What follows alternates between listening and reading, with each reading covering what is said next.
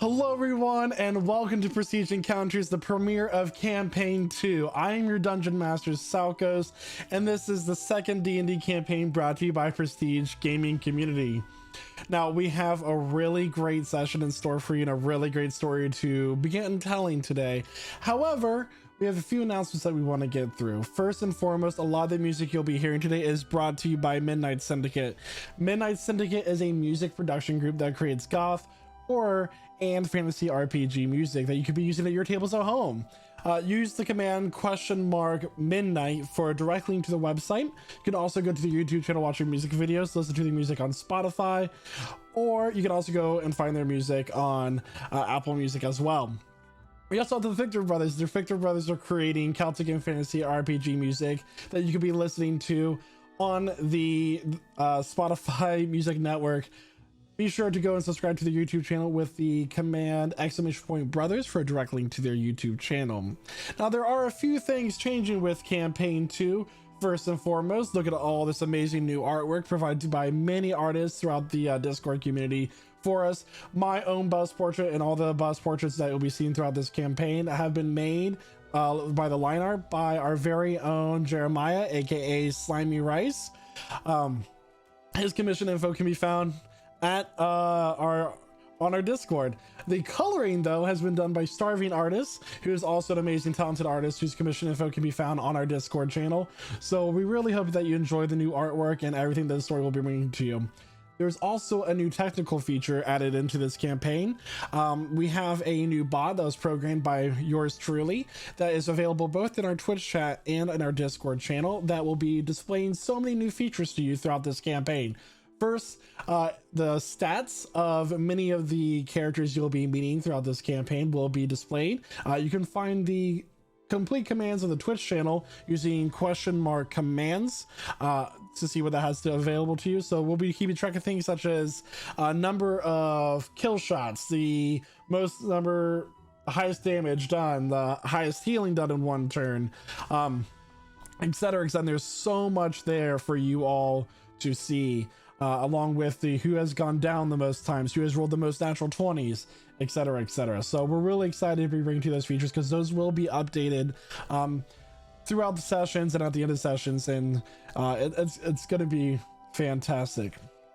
However, that is all the announcements that I have, and if you don't mind, after months of planning and artwork and discussions and so much throughout this whole experience that we've had, Campaign 2 will be brought to you very soon. I do want to let everybody know that this is an original world with its own homebrewed lore, pantheons, and more. And that's just something that we decided to move forward with to bring a new experience to a lot of our veteran players and new players alike. You'll also be seeing many guests sprinkled in throughout this campaign that are from our community and other Dungeons and Dragons communities, and none of this could have been made possible without Prestige Gaming Community and everybody who's in this Twitch channel right now. I think by all the excitement and messages that we've received, it has been a very loving and humbling experience, and we're so happy to be here today after finishing a campaign of 114 sessions and continuing a second one. So I almost got emotional there.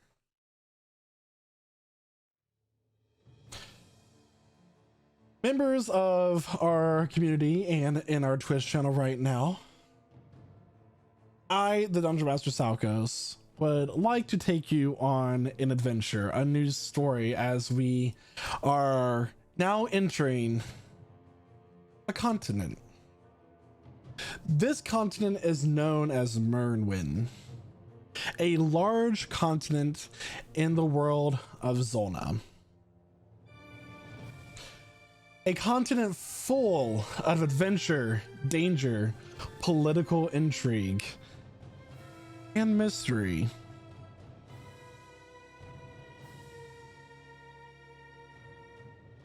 From the icy glacial fields to the north and the cloud-covered New Base Mountains to the south, this land has plenty of stories to explore. However, our story begins in the city of Ferna, located in the oligarch country known as Mysteria. Here, a festival is celebrating heroes known as the Keepers. The Keepers sealed away a great fire demon just 10 years ago, and since then, earning their name and their places in history. The festival has always taken place with the runic prison of the fire demon located at its center as a symbol for the celebration.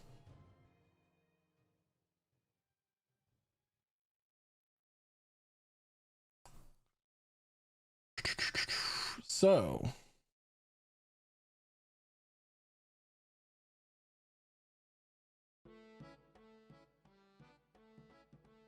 you all see here, there is a massively crowded street full of people of all shapes and sizes, from halflings to elves, humans, to Aarakocras, Dragonborn, and more.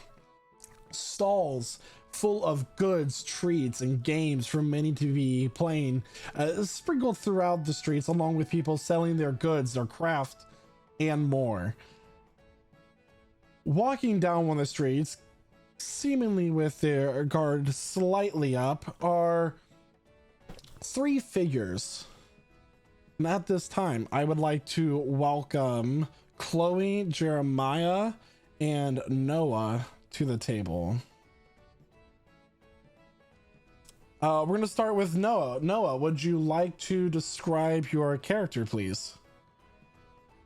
Why? Okay. Well, you would see a very quite a muscular, brown, tan-skinned human, long, curly black hair, kind of wiry, and it's tied back in what appears to be this red headband, headpiece. It's made of folded cloth. He's got a black goatee, deep,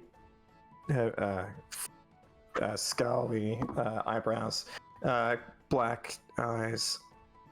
He's wearing a leather vest. It's sleeveless, and just all along his muscular arms, you'll see just deep scars in a kind of a symmetrical curving pattern, almost reminiscent of stripes. He's wearing actually quite an unusual outfit for the setting. He's wearing kind of a folded cloth around his waist, and loose trousers, sandals as well on his feet. He has a strange dagger, curved dagger around one waist, and a long curved one on the other side of the waist. He's got a longbow in his back, and a lute as well, slung over his back as well. Thank you. And he is joined by two companions. First, disguised currently, but Chloe, would you like to describe your character, please?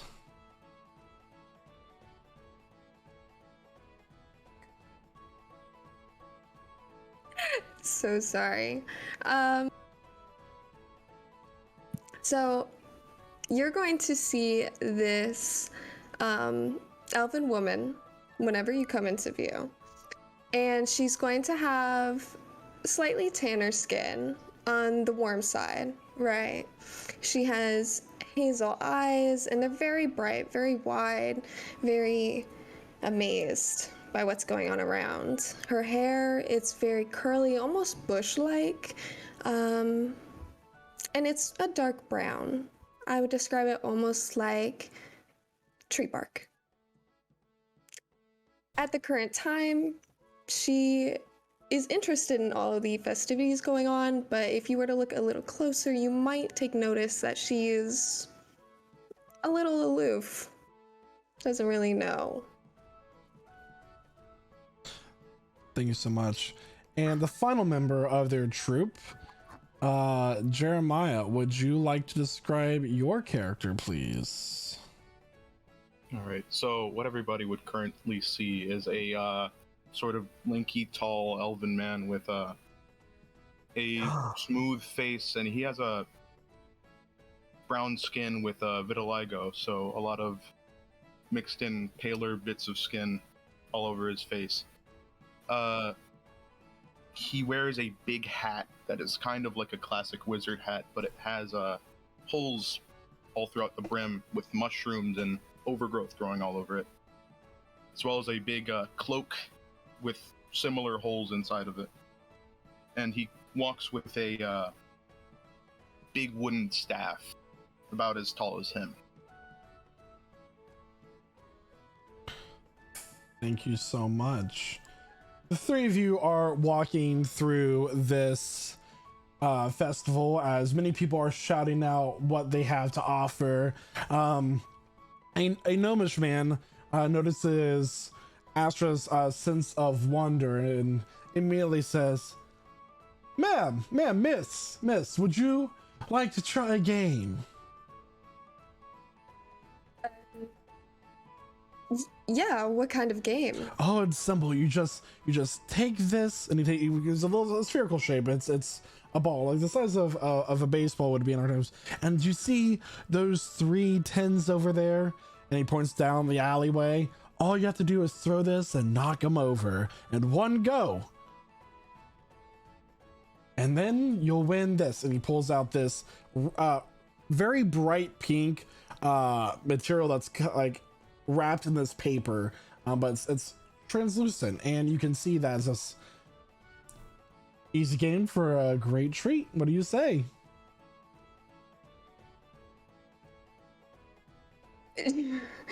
Astra's going to take the ball, kind of throw it in her hands a little bit. That's gonna be 3 copper, please. 3 what? I'm gonna get right up in this guy's face. Just get right. You move. What does... Hold on. Move aside. I have a question. What does this do for you? What would me knocking the cans do for you? It's just a game, not much to think about other than you throw the ball, maybe earn a treat, and I make some coin. Go ahead and roll intimidation there, Zukifli. All right.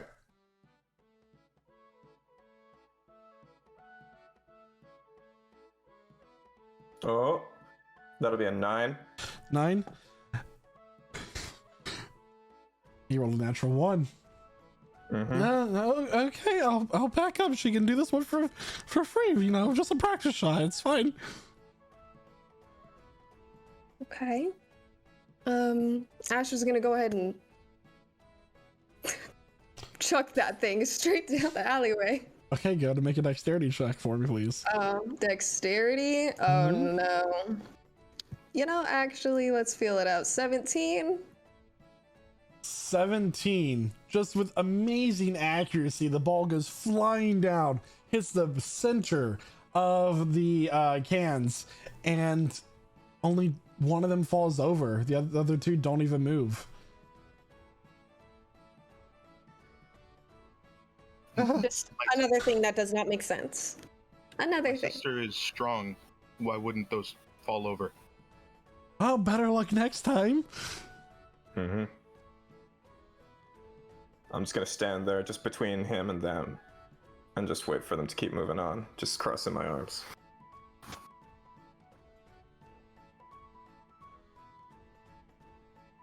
Astra, this is boring.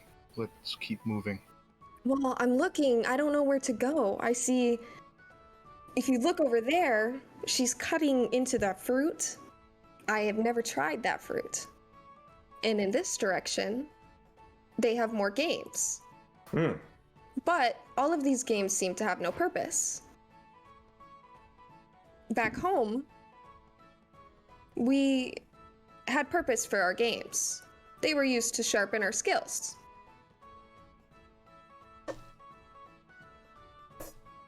Things are very peculiar here. Agreed.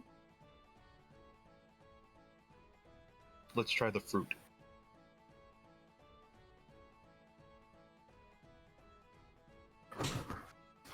As we get closer to the fruit, I'd like to take a sniff. Does it smell good? Make Anything smell a off? perception check. Sure.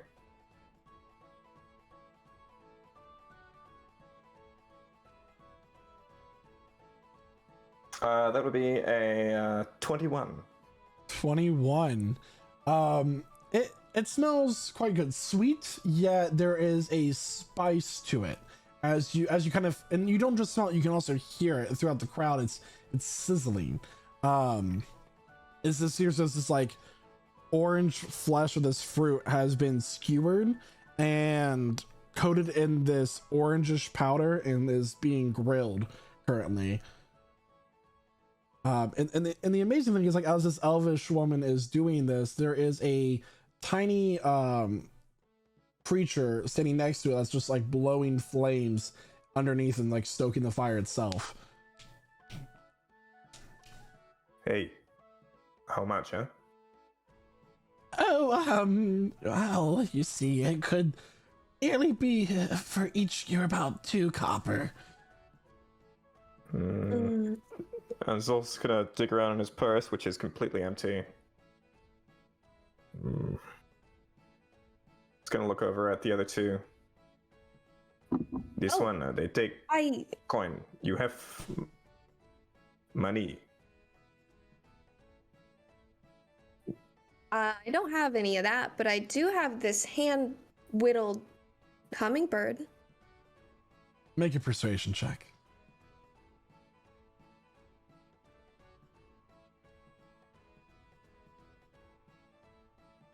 6. 6. I don't have much use for hummingbirds, but I'll tell you why. You're clearly not from around here, and I will just on the house. Happy festival. She'll take 3 of the skewers and hand one to each of you. What's on the house? Huh. I assume that it came from the building. Oh, Sure. Oh. Yeah. You keep the fruit on top? Happy festival. Next in line, please. Oh, okay. And what are these flavors that I'm about to experience when I dig This into one this? is sweet, tangy, sour. Mhm. Yeah. So 3 flavors. So as you bite into it, it's sweet. It kind of feels like it's like there's a bite to it, but it's also spicy. It's essentially mango and pineapple skewers with tahini on them as they're grilled. Oh, It's delicious. this is good. Never had this before. As you enjoy your delicious treats, somewhere else in the festival, close to the center square, 2 men walk down the path. And at this time, I'd like to welcome Jaden to the table. Jaden, would you like to describe your character, please? I'd love to. So, Kaija Wormfist is a elvish looking man with largely blue hair with a few yellow highlights interweaved in it. Whenever he gets excited, you may spot a little spark of electricity moving through his hair. And he also has these little face markings that protrude out of his nose across his face, almost like a wrestling mask a little bit, but they're made entirely of scales, and they're blue scales. He also has one going down here like a goatee. And he has a nice piece of jewelry from his nose that leads all the way up to his ear, and he is fit in these black and white monk clothing. That's what he looks like. You're walking with a companion of yours named Sneeves, a human man on a task. One more time on the name. Sneebs? Sneeves, Sneeves. Sneebs, okay. So, where'd the boss say this one's gonna be again? Oh, you know, he's around, probably. Somewhere in the festival, there's a ton of people, so. We're looking for a halfling toy maker? Alright, well, I'll keep an eye out. Alright, yeah, you do that. And then Kydra's going to not really pay as much attention as he's looking around, kind of just scoping out the festival, mainly. Yeah, make a perception check for. Why not? Sure. Your So, first roll. see, it looks around. A critical perception check, 22. All right, first natural First 20. Yeah. Nice. So looking around, there's a lot of stuff going on here. There are a lot of people. There are people walking on stilts, juggling rings. You kind of look to your side and see like a ball of fire go up into the air, and see someone blowing on this torch. And then not only that, but as it blows, it makes the shape of like a deer prancing around them, and then just like bursts into all kinds of sparks and colors as some people just like cheer around. This is a huge celebration that you can make out to be. And it's honestly the first time you've been out of your home, and you can't help beneath your rough exterior feel a sense of wonder as well. Oh yeah, Kydro's definitely enjoying the sights so far. Hardly paying attention to this mission to find a toy maker.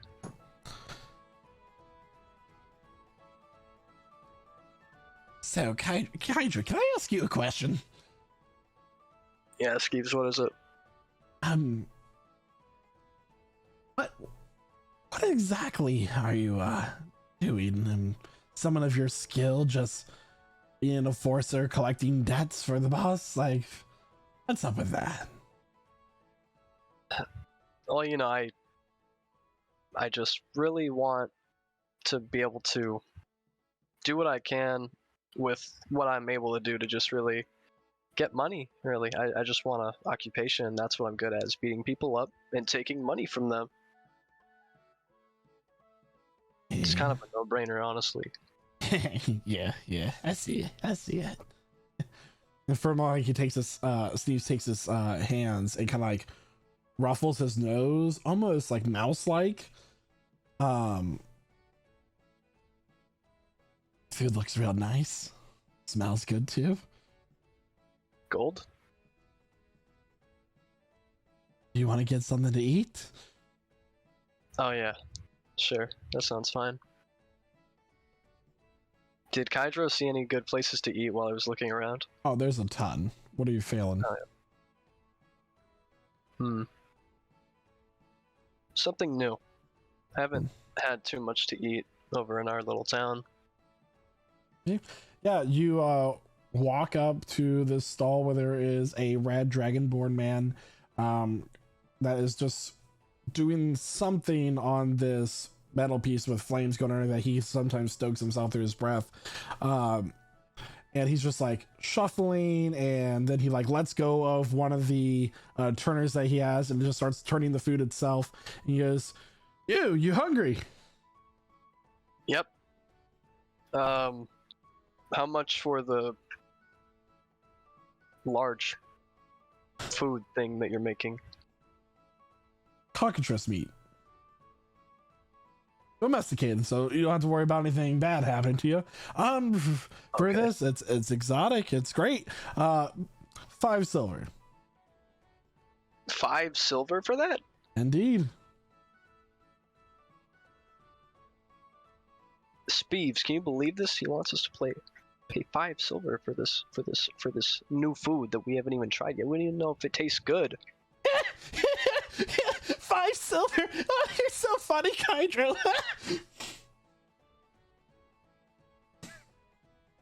Yeah. So, are you sure 5 silver is something that we can't whittle down maybe a little bit? Make a persuasion check. Horrible. Okay. 12. 12. I suppose we can 3 silver. This sounds fair. Alright. That's the best we could do. Kydra's going to reach into his little wallet pouch and he's going to pull out 3 silver. Okay. Yeah, so you get handed this kind of brown paper that has a collection of these wings. They're essentially they're chicken wings, but cockatrice wings.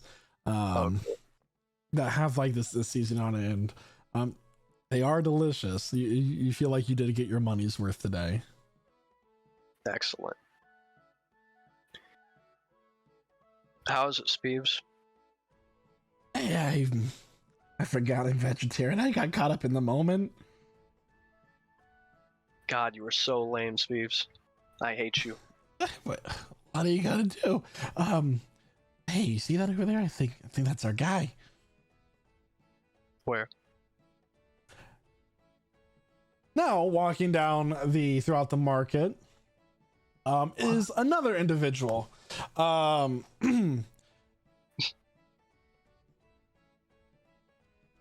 Quentin, would you like to describe your character, please? Yeah, I think I can give it a shot. So, I don't even know how to follow up the rest of these. Let's see here. How would I describe him? Okay. So, Cormac McGuire is a half-wood elf, standing roughly about 6 foot, maybe 6'1", depending on a good day. He has your usual athletic build growing up amongst lumberers in the woods and everything. He has dark hair to the collar along with a beard to match, dark eyes as well. As for an outfit, he has a he's not your typical person you would see out in the woods. Like he seems like he fits in more with the city crowd with his outfit, with a long flowing overcoat, some pants, and some nice leather, I guess greaves, I guess you would call them, and boots to match as well, with a leather tricorn hat, holster on his left side, and sheath on his right. So, As time, two men approach you. This one, this kind of like nails on chalkboard voice goes, "You, what's your name?" what's it to you? You make toys?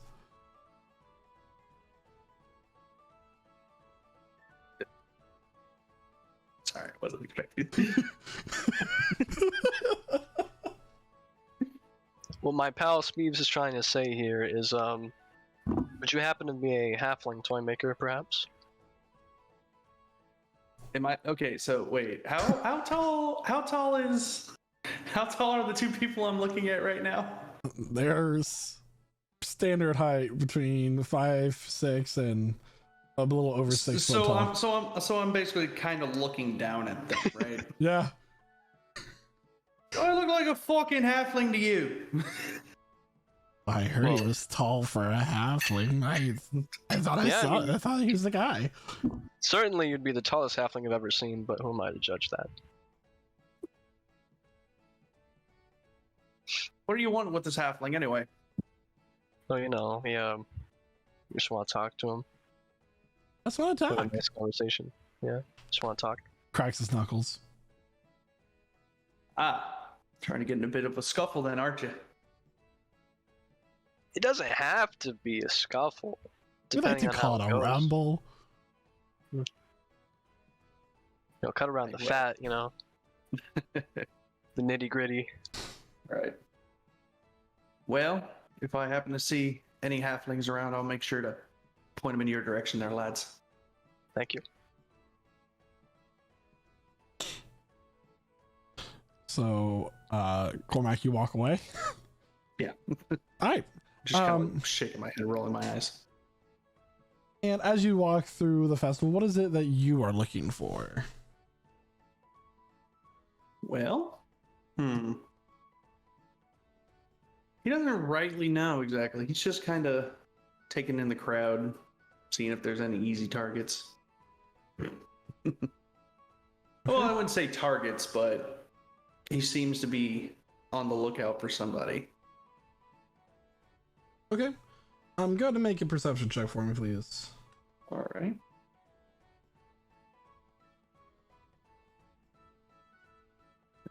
I forgot all my buttons for a second. That's gonna be... Oh, great. 6. 6.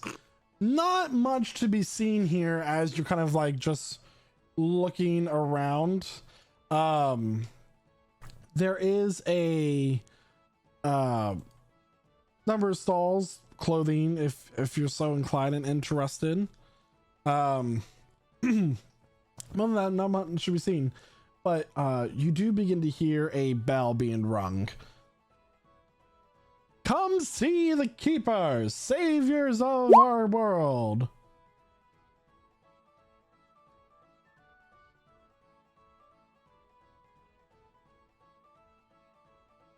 What would you like to do?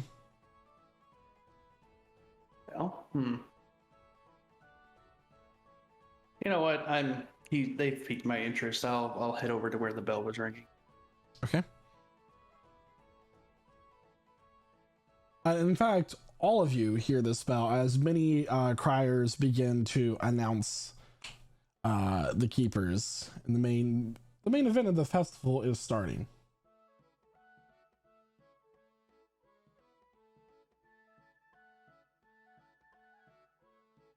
What are they Okay. keeping? Keepers. Animal, maybe? New animal? I love seeing all the animals here. What if they have one that we have not seen before?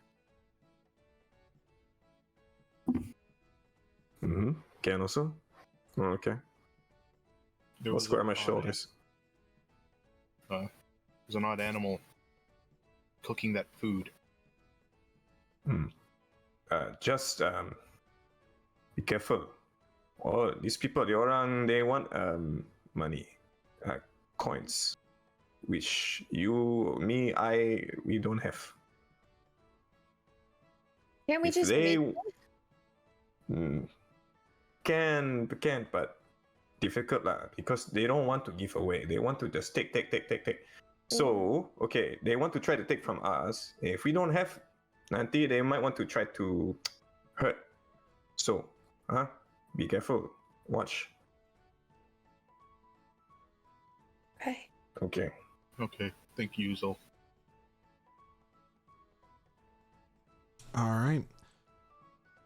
Near the center of the festival, currently behind the stage, which is kind of like lifted up with this curtain as the backdrop, is a collection of figures. And at this time, Tyler, I would like to welcome you to the table. And would you like to describe your character, please?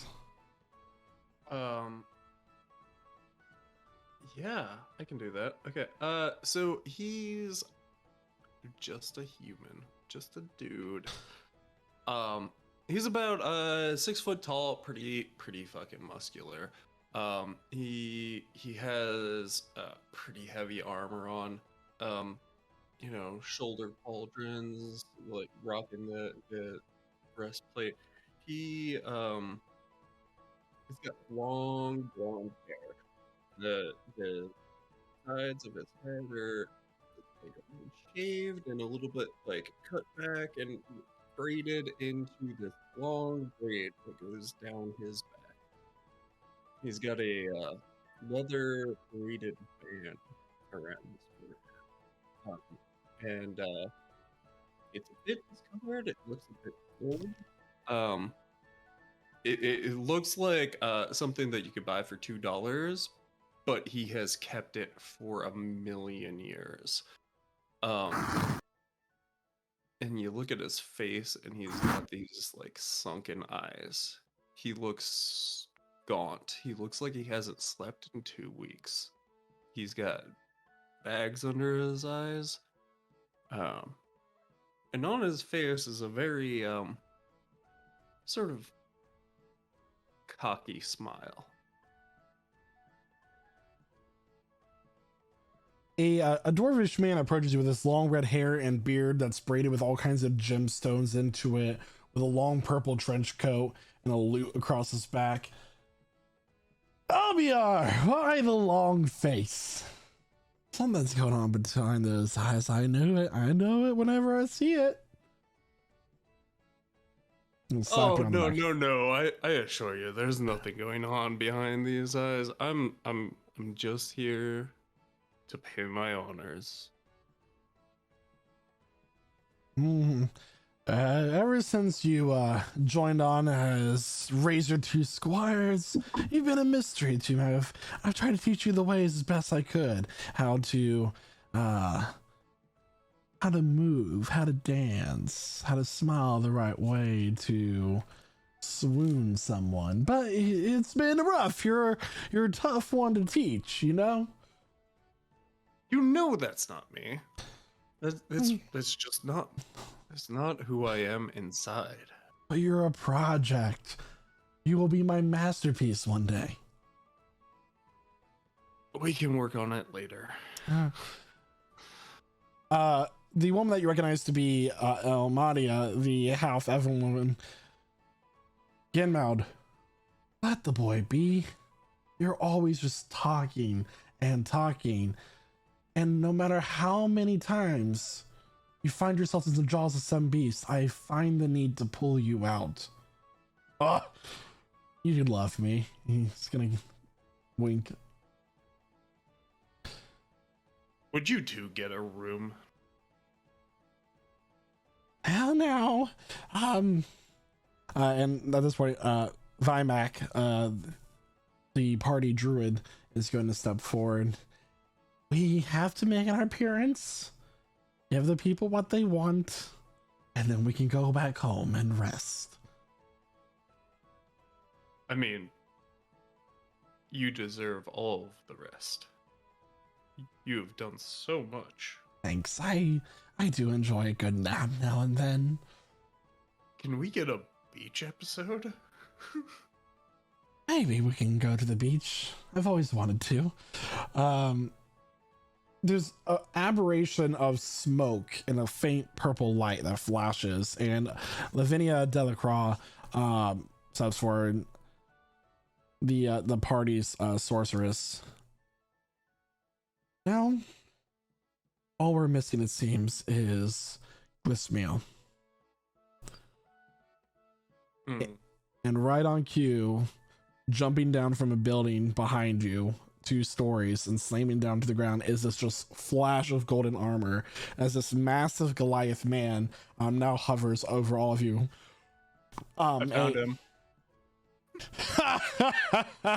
It's good to see all of you, my friends. Good indeed. And how are you, my squire? And he's just slap you on the back a little bit too hard. It hurts a bit. Gonna stumble a bit. Glismeal, you know, it's great. It's great. It's wonderful that this is here for us. Everybody seems to be hesitant about whatever this is being celebrated. You should be celebrated. You've done so much. All in a good day's work. Going ain't half bad either. And as all of you begin to gather around the square, or this massive circle that's kind of humming slightly and glowing faintly, gather around with the stage in front of it, a short, stout human man steps up to the stage and comes to the podium, and he's like, "Thank you all for coming to the festival. We appreciate you. As governor of Ferna, I would like to personally thank all of you for attending our celebration and the honoring of the keepers." the great heroes that have saved our hides time and time again. Now, without further ado, I would like to welcome the keepers up onto the stage, and like this, a number of instruments begin playing this fanfare song as these figures walk up. And what the what the rest of you see, first is a dwarvish man with long red hair and a beard to match. His hair is braided with jewels of riches, and as he smiles, his right incisor just flashes with this platinum color with a sapphire embedded into it. Other than that, his soft blue eyes, and underneath his purple trench coat is studded leather. And he has this lute on his back, and as he walks on stage, he takes it off his back and begins to play a song, and a number of people cheer. He goes, "Thank you. I'll see you in my room tonight," as he points to just a general group of people, no one in particular. And then a woman kind of walks up, kind of, sheepishly, a half elven woman with raven black hair, and it's braided with silver thread throughout. She is. Her armor is a silvered maxi dress, allowing her to have greater maneuverability with her dagger and bows that she has, with a silver circlet around her head. Another woman with, wearing black robes with long silver hair and amethyst eyes and carrying a walnut staff walks onto the stage. She's introduced as Lavina Delacroix. And then a furball man with gray skin and gray blue fur with white streaks through it, as if later in age. He's older, he is more senior, walks on, and as he walks, you see that there is a nest around his head, like a crown that you believe to be a crown, until you see a couple birds fly in and land in it, and begin to just rest there. His armor is made of twigs and leaves, has been reinforced by leather, and he has a sickle in his hand. That's a Freddy. And finally, the last name is introduced as Glesmiel Razortooth, this massive Goliath man, gray skin with spiraling tattoos across his scalp. He has dragon tooth piercings that go down both sides of his nose and his ears. And he has this brilliant golden armor that just catches the light and sparkles. In general, and he has a long sword with a buckler shield. But you see, like, as he runs up to the stage, he kind of like claps this human man on the back as he runs up the stage, and like puts his hands up, says, taking in the crowd's cheers and celebrations. "Without these heroes, we would have surely seen dark times." And as they all stand there, Glesmiel steps on to the podium. Thank you everyone for coming this year to the celebration, the 10th anniversary of us sealing the great fire demon in his prison. Now, so you hear an awkward, like, out of sync, like, vigorous clap from off stage to the right. It's always good to have fans.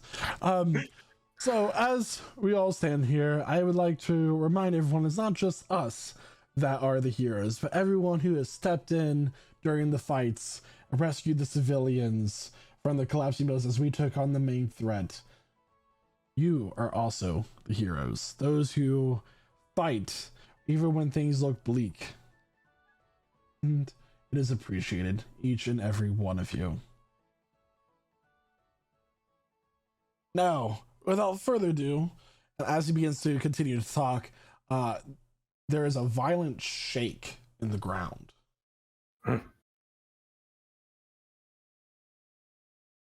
A number of people begin to shout and cry out as you all turn back, and the 3 pillars with the runes drawn between them begins to glow brighter and hot red.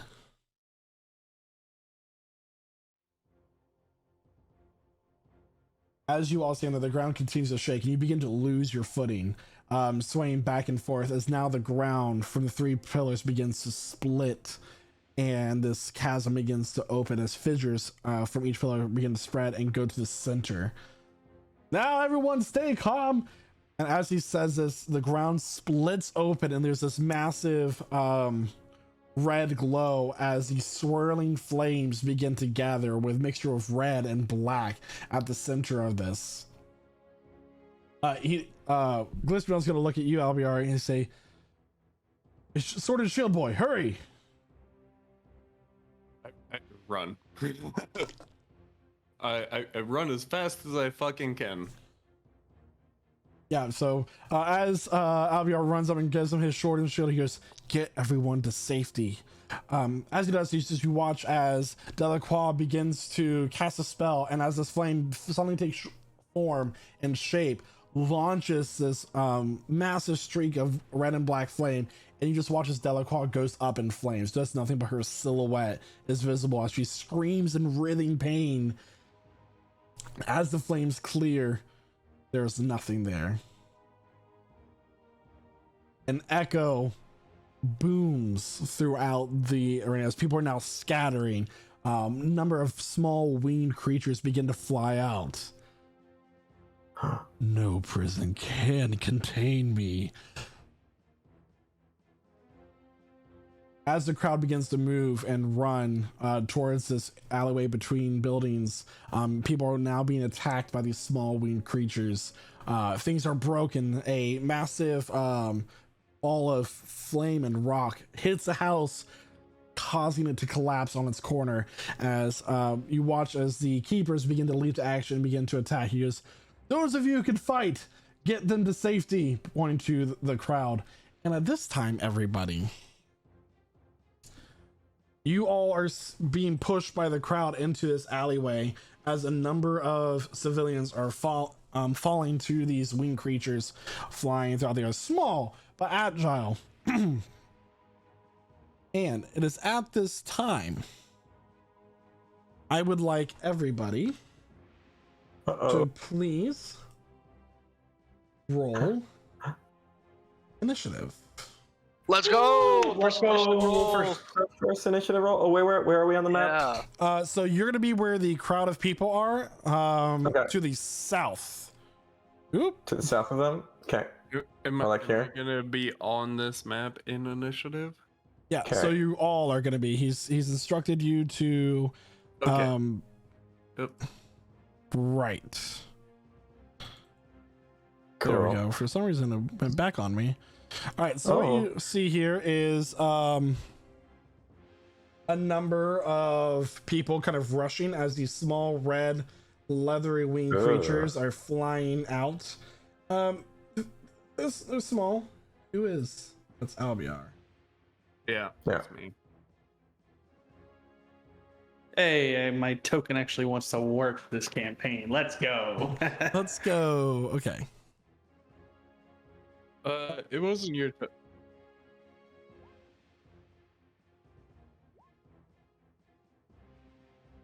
Mm-hmm.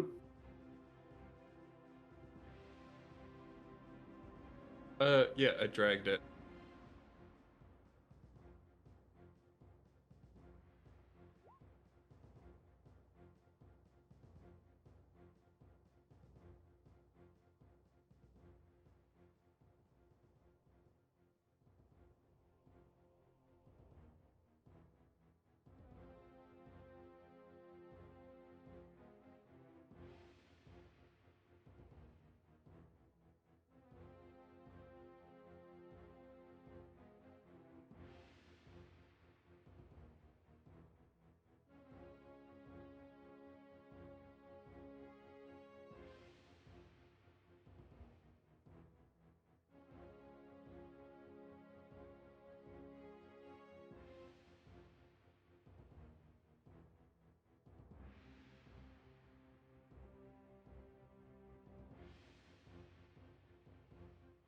Everybody's token is on the map?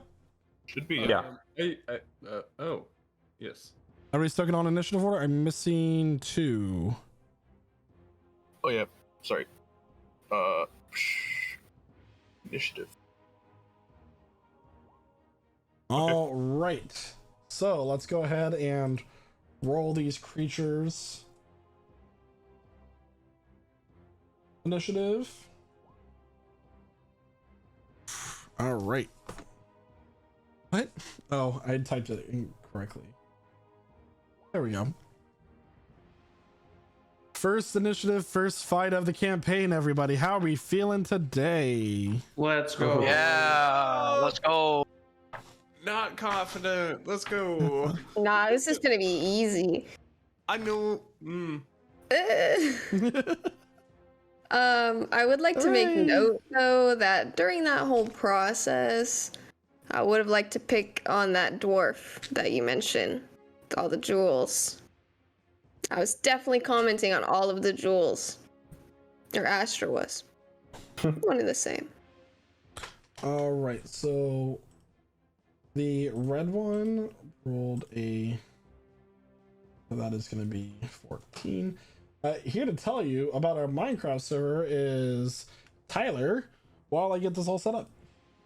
Yo, so here's a cool thing.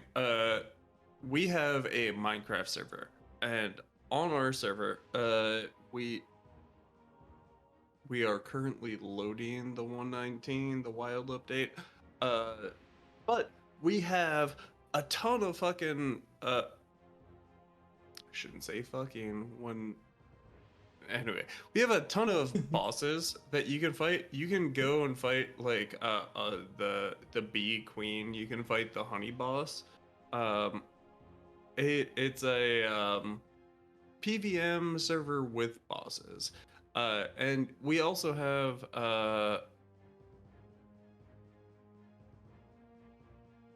what the hell is it called? So you can level up. All right, and that is everything. I'm sorry, Michael. I know. Okay, so as initiative starts, you guys watch as this gray-white Furbolg's body gets launched over past the stage behind you all, and it just gets impaled on this massive wooden stake. Ooh. And drops the sickle to the ground. Oh no. My God. Did you just do that? I did, sister.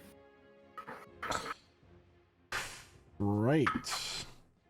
You gotta remember to not make this encounter too hard because you guys are all level 3. Yes. No, We're not max leveled anymore. Gold Dragon, let's go. Right, so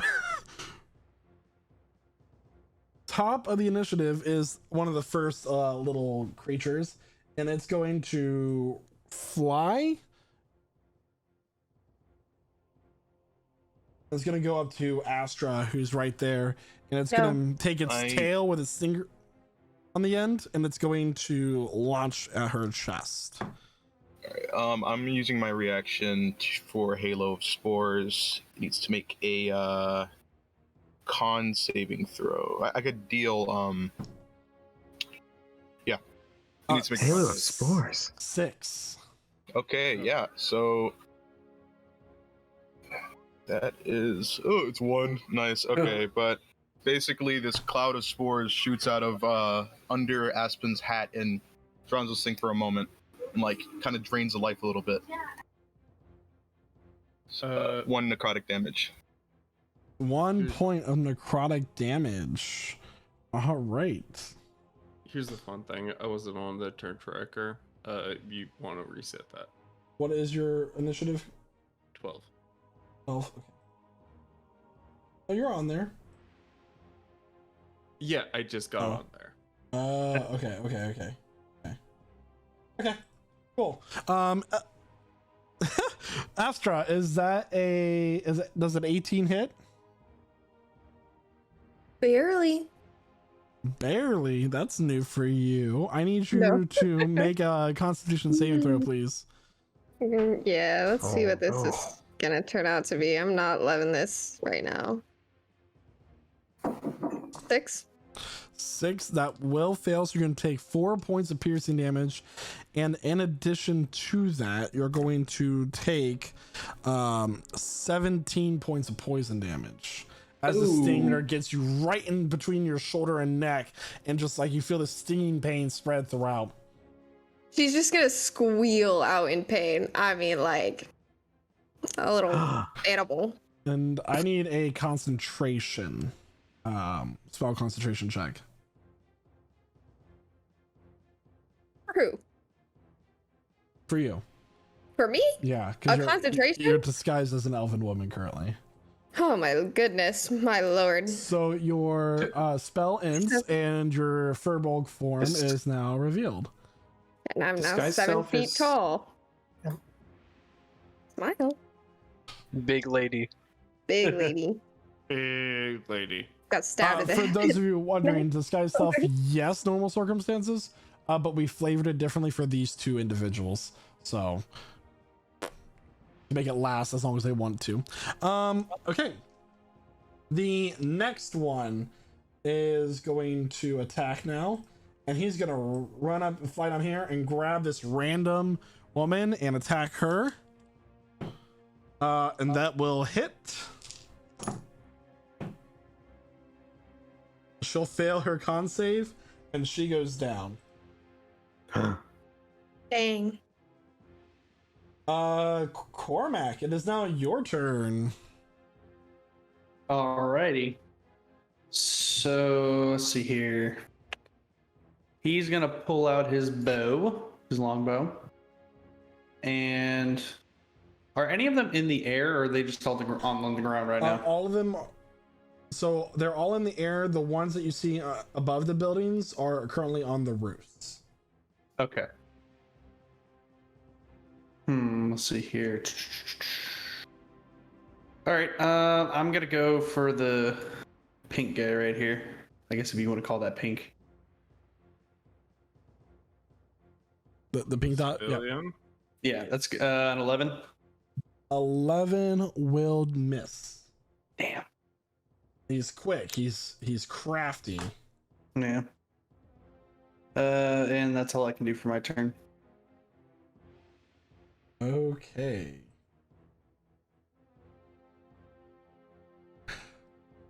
All right. Well, next in the turn order is going to be this guy, and he is going to fly down onto the rubble where Albiar is and attack him with his stinger.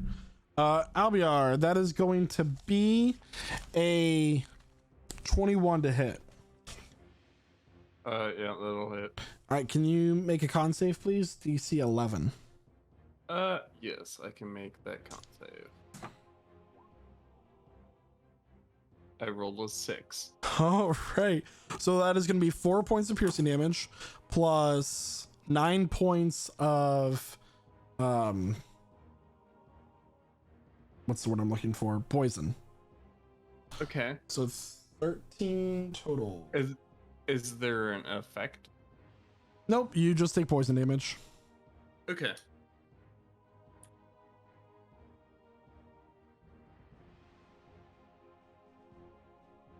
So that was 13 points of damage. You're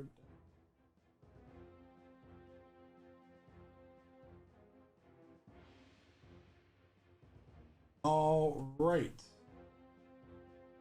Next up is Kydro. Kydro, what are you doing for your turn? Kydro time. So first thing Kydro is gonna do is going to look at Skeeves real quick. Where is he right now? At this very moment. He has disappeared. You do not know where he is. Classic Skeeves. Alright. I guess I'm gonna have to fight for my life because apparently Skeeves isn't here and I can't leave without him, so we're just gonna have to clear this place out. So Kydra's going to run up to the closest demon, which is right next to Aspen here, and you're just gonna see him channel ki for a moment as his body's wrapped up in this golden aura for just like a moment, as just with fantastic speed he's just gonna throw out these 3 really quick mastered martial arts punches. Okay, go ahead. So he uses flurry of blows. So that'll be a unarmed strike. 19. 19 will hit. Flurry of blows. And 2 8s. Okay. It goes down. Oh, I'm in 2/8 as in the next 2 hits Oh, were. no, so those will miss then. Okay, so he does 6 bludgeoning damage. He's still up. All right. I figured as much. All right. And then that's the end of Kydra's turn. All right. Astra, it is now your turn. I do not feel great right now.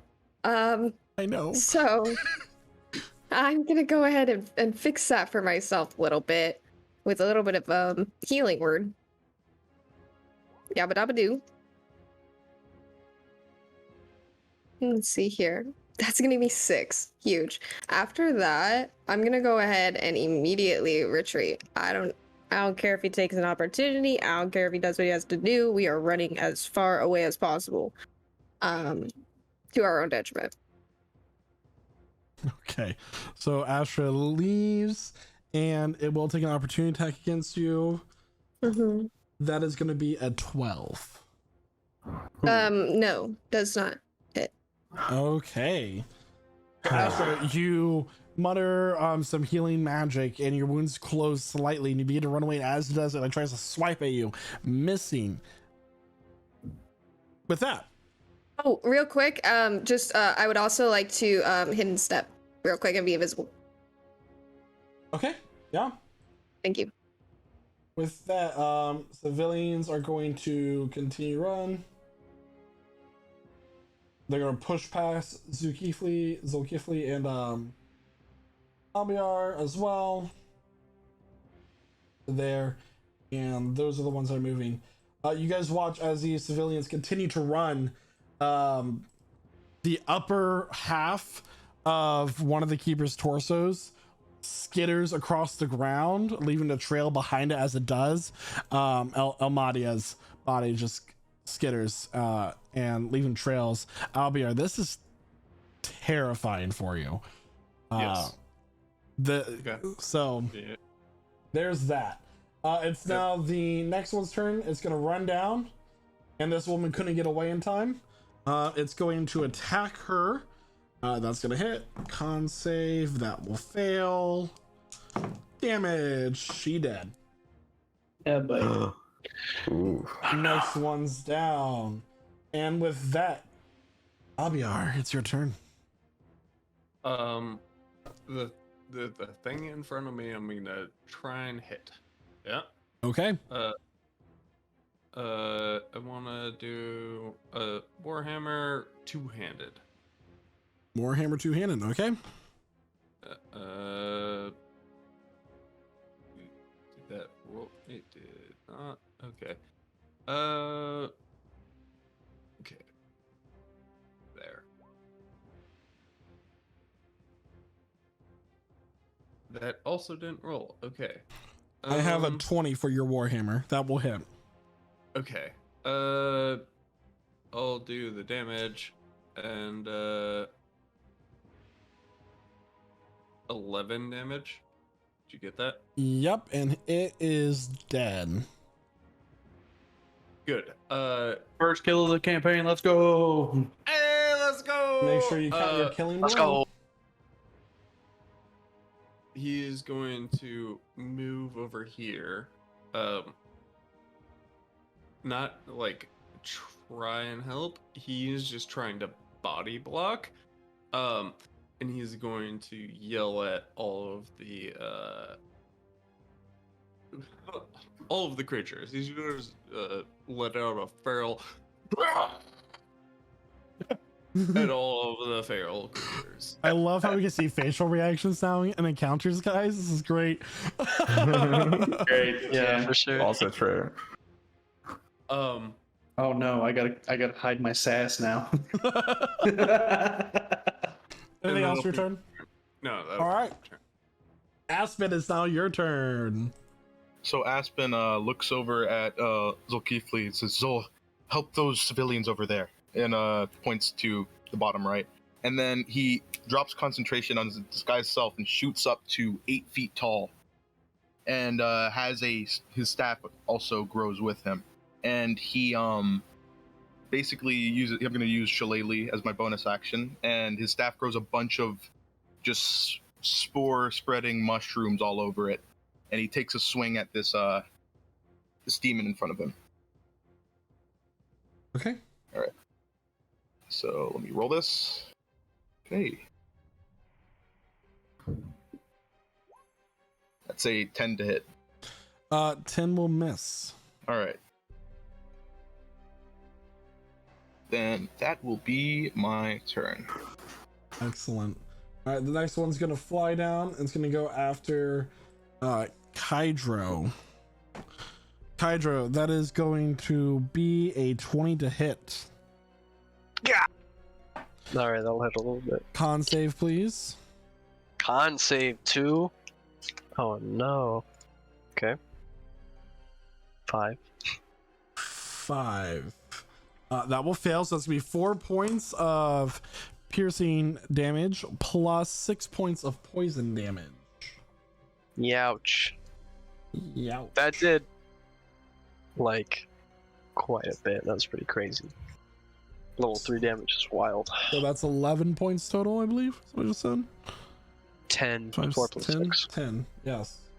Mhm. All right, so next up is going to be Zol. Okay, Zulkifli is going to listen to Aspen and just look at this other creature, which is right here and has hurt Astra. And just without saying anything, he's gonna lunge forward with a curved, a sort of a wavy dagger that he's got. Oh, short sword that he's got. It's a Chris. And it's gonna be a 25 to hit. 25 will hit. Okay, it's wavy and it plunges right in, and it's gonna hurt as it comes out, which he pulls it out really quick, dealing 10 points of piercing damage. That is enough. It will kill the creature. That was the one marked as orange, right? Yep. Orange one Yeah. instead with the combination. Orange one instead. Yeah. Okay. So then he's going to spin around, and having just seen, now he's going to bound forward about this way, 15 feet, 20 feet, and turn around, and with his offhand, he's coming out with a small curved dagger. It's about the shape of a tiger's claw, and it's going to do a quick offhand attack. Let's see if it hits. It's going to be a plus 6 to hit. Let's see, d20. 22 to hit. 22 will hit. Okay, it's going to deal a measly 2 points of slashing damage. All right, 2 points of slashing damage. All right, and with his remaining movement, he's actually going to retreat a little bit back to about there. There. Boom. And it's not going to take an opportunity attack because he's too quick. All right. Anything else for your turn? That's it. Okay. This next one is going to fly down and go after Cormac. No. That is going to be a 21 to hit. That will hit. That is going to be 4 points of piercing damage, and I need a con save, please. Okay. That's a measly 6. All right, so in addition to the 4 points of piercing damage, you're also going to take 9, 11 points of poison damage, and that's a total of 15. You hate to see it. We really do. Is he poisoned, or did he just take poison damage? So this is just poison damage. Okay. All right, top of the round is the creature's turn. It's going to attack this woman here. That will miss as she shrieks out in horror. You all begin to see this red glow from further down the alley as this massive, like, beast made of flames of red and black begins to step closer. This long whip of fire cracking as it begins to approach all of you. The crowd begins to continue to scream in horror as they are now trying more frantically to get away. This one, as they move forward, is gonna push Cormac. I need a strength save, please, Cormac. All right. That's another. God damn it. You go, Cormac. The crowd just like pushes past you, and you're getting knocked to the ground. You are prone. Yeah, great. You'll. Aspen, I need the same thing from you, please. Strength save? Strength save, please. Oh boy, I do not have any bonus to these. Ah. Oh, 19. Okay, cool. You 19. You, with your tall stature, managed to stay on your 2 feet. Cormac, it is now your turn. All right. I'm gonna use some of my movement to stand up, Okay. and then how much movement does it take to stand up again? It's Half 5 your feet, movement. right? Half your movement. Half my movement. Okay, that's fine. It's your first day. You're level 3. It's okay. Yeah, it's been a while since I've been knocked prone. Let's see here. Well, I don't want to move because then this green guy can hit me again. I'm gonna shoot for pink again. Okay, go ahead. 19. 19 will hit. Roll damage. All right. That's gonna be 11. 11 points of piercing damage. That is enough to take it down. Sweet. Okay. You know what? I'm gonna risk it. I'm gonna move out of the way a little bit. The green one will do the opportunity attack. 5, 10, 15. So right about there. That is going to be a 15 to hit. My AC is exactly 15. Wow. So it hit. Yeah. Yeah. So that'll hit. That is that boy. is going to be 6 points of piercing damage, and I need a con save, please. Oh boy. Thank you so much for the sub, by the way. It's a 14. 14. That will succeed. Let's go. So you're gonna take Thank half, God. and I roll low on that too. So that is, is that 6 points of piercing damage plus 2 points of poison damage for a total of 8. All right. I would like to remind you guys that we're not level 20 and Yeah. we cannot revive people on a whim. It's fine. It's fine. Everything's fine. And then I'm gonna use I'm gonna use action surge. Take an additional action, and I'm gonna shoot at green guy right there. Okay. Whoa, that's not gonna hit. 12 will just hit. Oh, never mind. Oh wait, hold on a second. I forgot to do that. And oh wait, hold on. Okay, so yeah, 12. That's gonna be another 11 points of damage.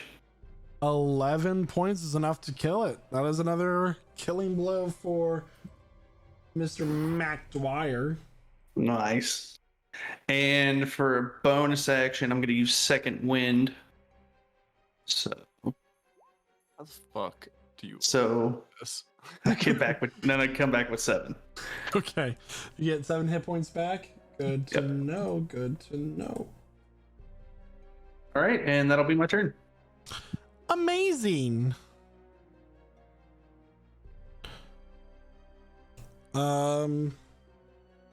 Yeah. So next up, it's going to be Kydro. All right, so I have a question real quick. Okay. So when we get hit with the con saves and we fail, do we take the poison condition? No, none of you are Oh. considered poisoned right now. My bad. Just clarifying, because I saw Cormac taking. Also, so I think Kydro is just gonna like kill this guy, right? Because this guy thinks he's different, but he doesn't know that actually Kydro is the one that's different. So it's gonna go down because Kydro's gonna use Flurry of Blows. He's Okay. gonna wrap himself in that golden aura and just 3 super quick successive blows are just gonna boom, boom, boom. It's gonna hit him with a 16, 13, and 11. 16 and 13 will hit. 11 will just miss. So that's 15 bludgeoning damage. Okay, and it goes down as well. So what you're telling me is Kydro just killed something? He did. Second time today. That's a first. Oh, it right. is. Well, You got a natural 20 earlier today. There it is. I did. That was for the perception check. Yeah. And then you guys are just going to see, after Kydro has confirmed his kill against this demon, he's just going to zip over 30 feet right next to this one. He runs extremely fast. And then he's going to end his turn. Just kind of ready to hit him. That was next turn. At this point, the great fiery beast begins to step closer, and it's holding the dwarven bard from the keepers in its hands, lifeless body by the head, and it's just kind of dangling. And you watch as this glint of gold jumps down from building and begins to slash at the beast and fighting it as you guys continue your battle. Astra, it is now your turn. Wow. Okay, there's a lot going on for Astra right now. You know, this is not how she wanted her little vacay to go. Let's see here right now. She's just full of emotion. Let's hit him with a guiding bolt from my star map real quick. And I'm gonna be targeting this one over here by Kydro. Yeah, that's the last one left, I think. I think so. But I still have to clarify. Go and roll to attack. 22 will hit, and 14 points of radiant damage will kill it. So that will do it. And effectively end initiative for all of you. As you guys are continuing with the battle, and the civilians are now running away from the death and destruction. You watch as Glismiel is continuing his fight with the demon, and just as the fight seems to go on forever, you watch as the beast rakes Glismiel across from the shoulder down to the chest, and he just coughs up blood and falls to his knees, using his sword as a prop to keep himself up. As he continues to stand there and breathe, and you guys continue to rush civilians out, the demon begins to step forward. You cannot contain me.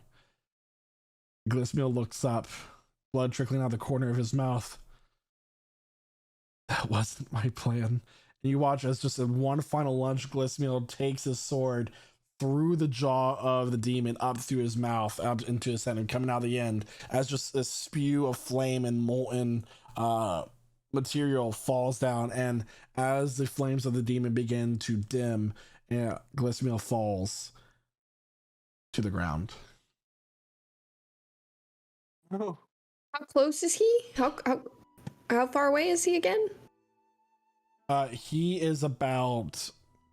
He's not too far from you guys. You guys ran about 50 feet up into the alleyway while they were fighting the demon.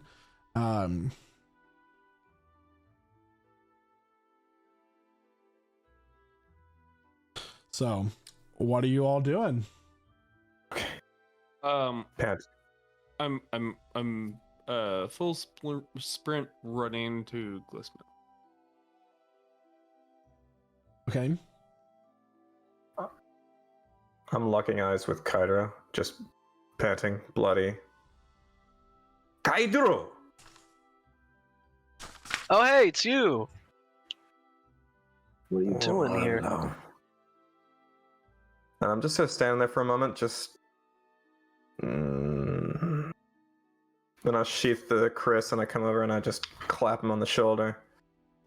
Wow, look, you got so big now. Oh, I know, yeah. That's what happens when you become an adult, I suppose. Ini apa ini? Makhluk Jahannam. This shaitan, the demon thing.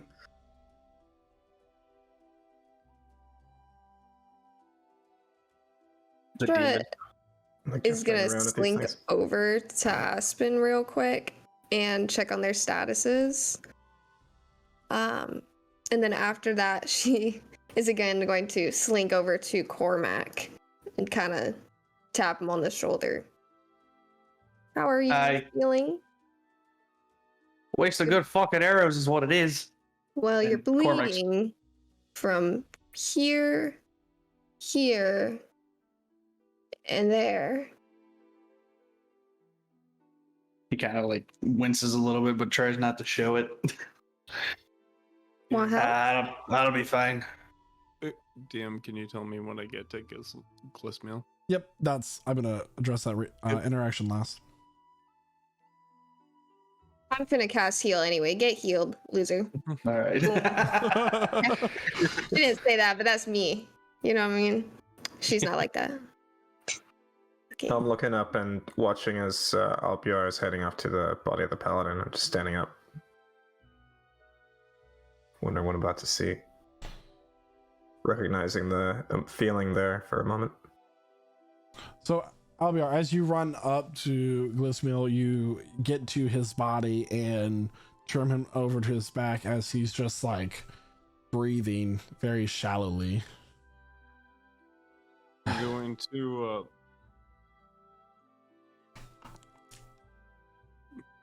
my lord, stay still.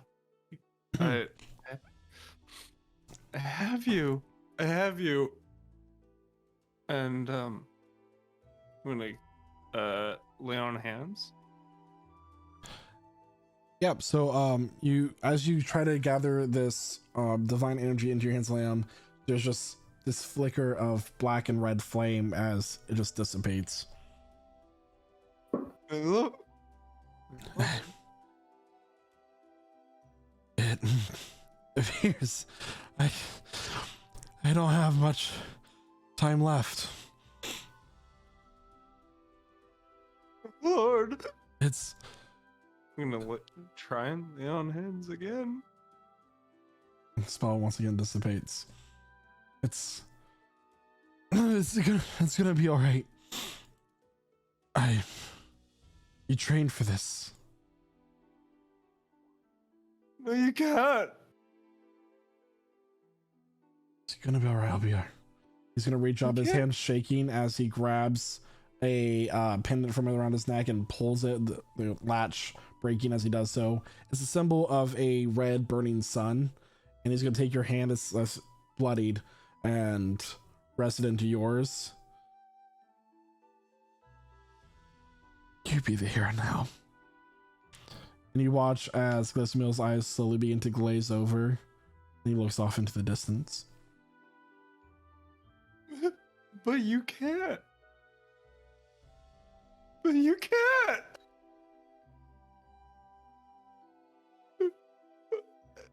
We already did this. You can't. You can't do this.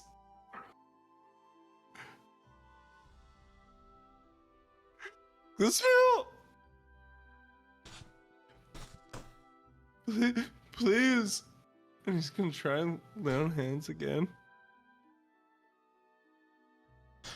You all watch this interaction take place as slowly people begin to come out of the clearings and their hidden places and observe. Astra, did you have something? Yeah, I actually wanted to go on over to this situation very slowly, very calmly. Okay.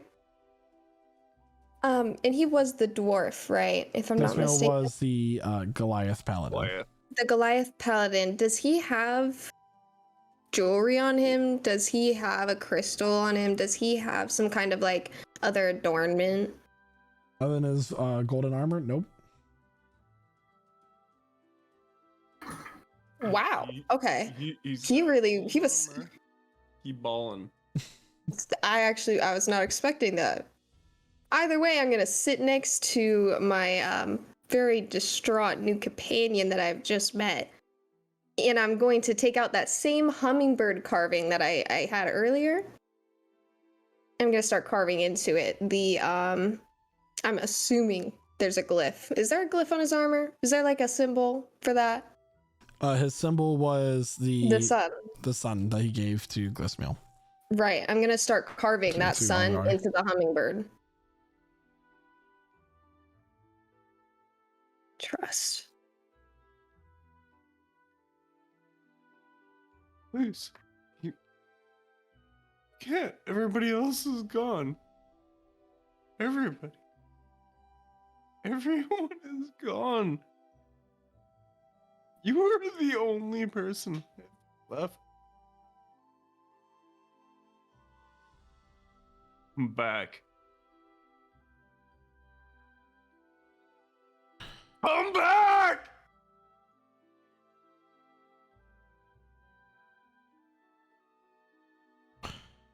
Really on hands again.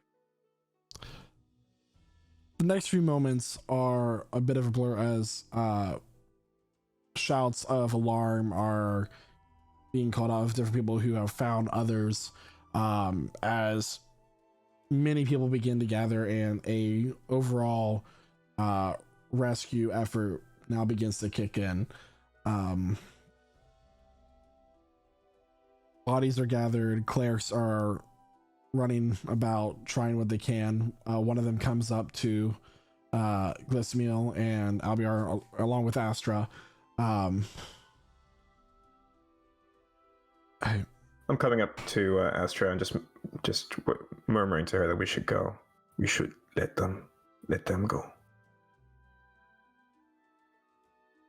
She's not even gonna argue. She's just going to leave the little gift right next to the scene for him and then follow suit.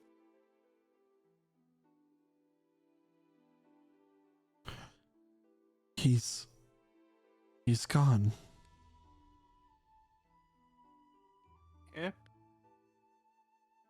He can't be gone. You can find his body at the temple. We'll have it prepared. I will give him the proper burial. Can't be gone. I understand. Could you go ahead and I'm gonna need you to make a save, please. Yeah. I'm gonna need you to make a charisma saving throw, please. Yeah, I can do that. Again, I haven't been able to. Where's the? I rolled it.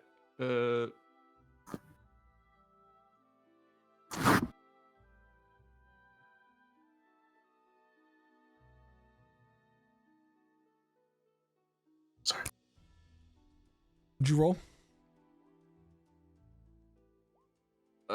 I did roll. It's not showing up. I got a on 6, a 15, and a 13. So they rolled. It's just not showing up on your screen. Yeah. That will fail as the cleric does cast calm emotions on you. It's gonna be all right. I need a stretcher. She calls out as a few moments later, a couple people run over and need to load up his body. We'll find him in the temple. And you're ready. We'll be okay.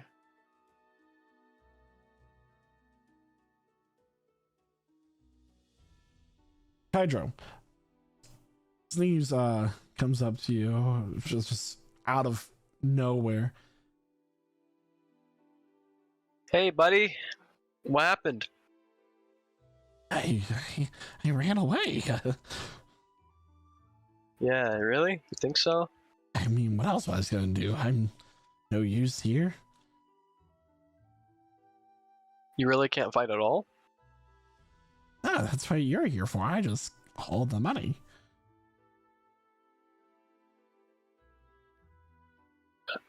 You are as useful as a goddamn wagon.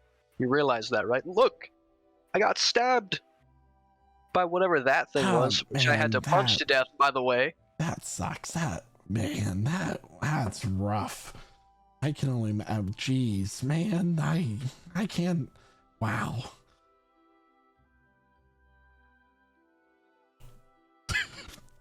All right.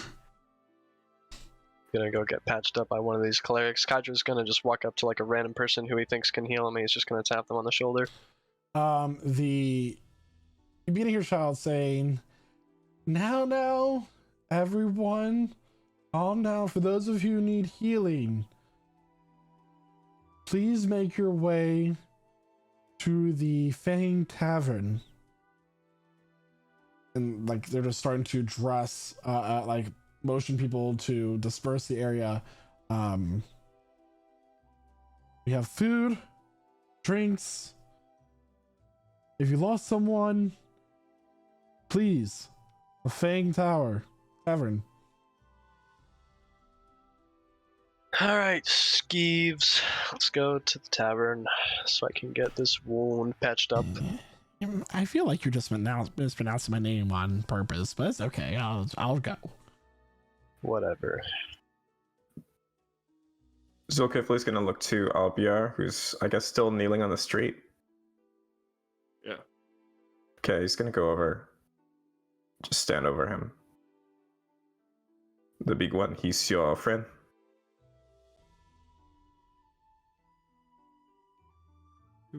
You. No. Hmm. Not a friend. Father. You. Okay. I reach down, I grab his hand, and I pull him up. You stand. You stand. Just now you fight. You fight strong. You fight very well. As he stands Albiar up, Albiar's demeanor changes completely, and he's very somber. He's very erect and very proper.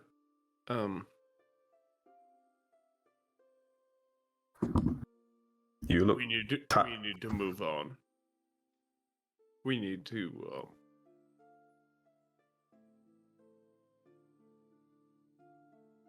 you're a big strong man, yeah?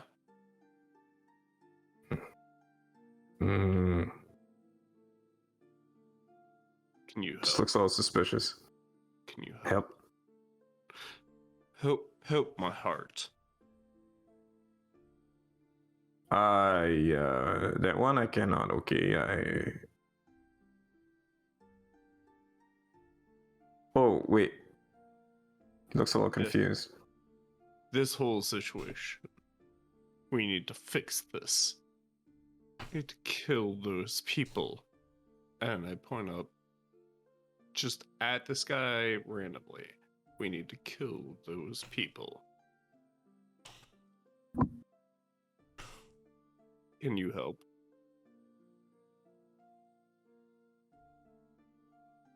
I can help take you somewhere with food, water, some place to sleep.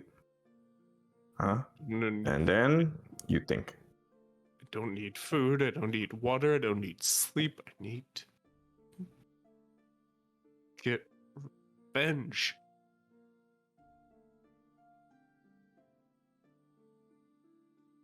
Okay. Please. You talk. Please.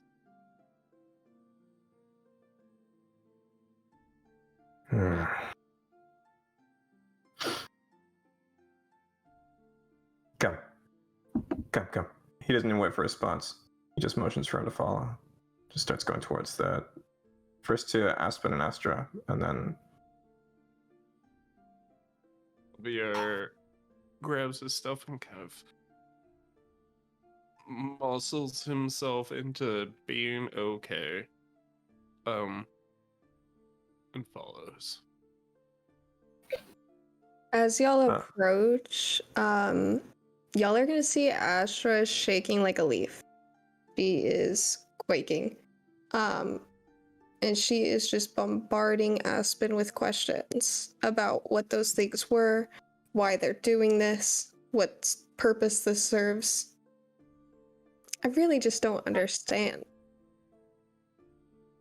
I'm not sure, Astra. This place is very dangerous. It can even look natural.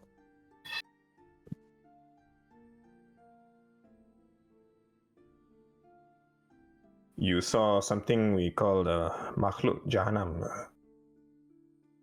Something from other place. The Alam Api, a place of fire.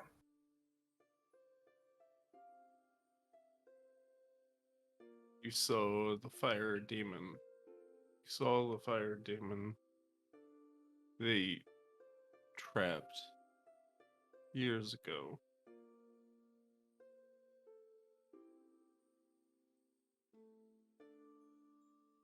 That just doesn't make sense. My friends, my family, they defeated and trapped him.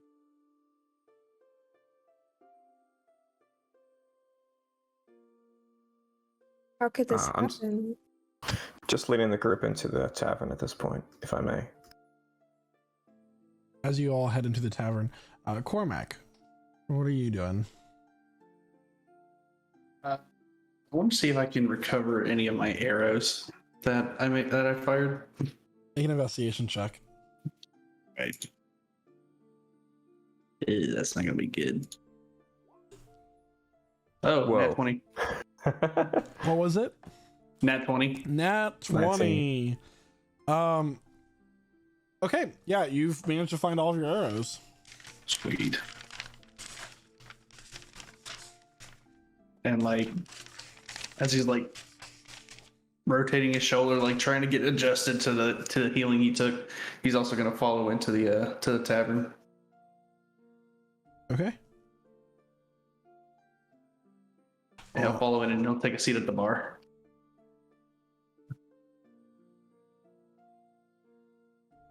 Is everybody heading to the tavern? Yep. Yeah, I'm waving Kydro to come join us too. Just Oh yeah, Gadra's already walking towards the tavern as well. all right, Cool. cool. There What's the are, vibe?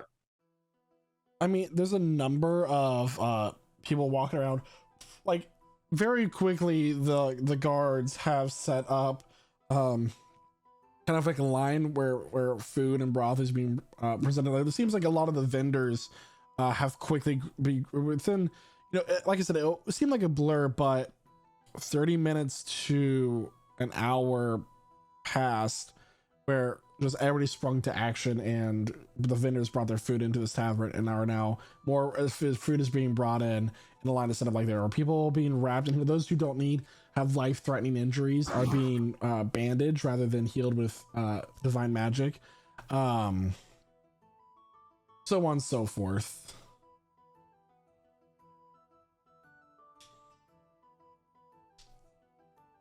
Okay. I'm gonna just head over to the bar and come back with a few cups of room temperature water and place them in front of everyone. You drink. And I'm gonna tap my chest. Zulkifli. Thank you. And you? I look to Albiar. Your name? You can call me Bear. Bear.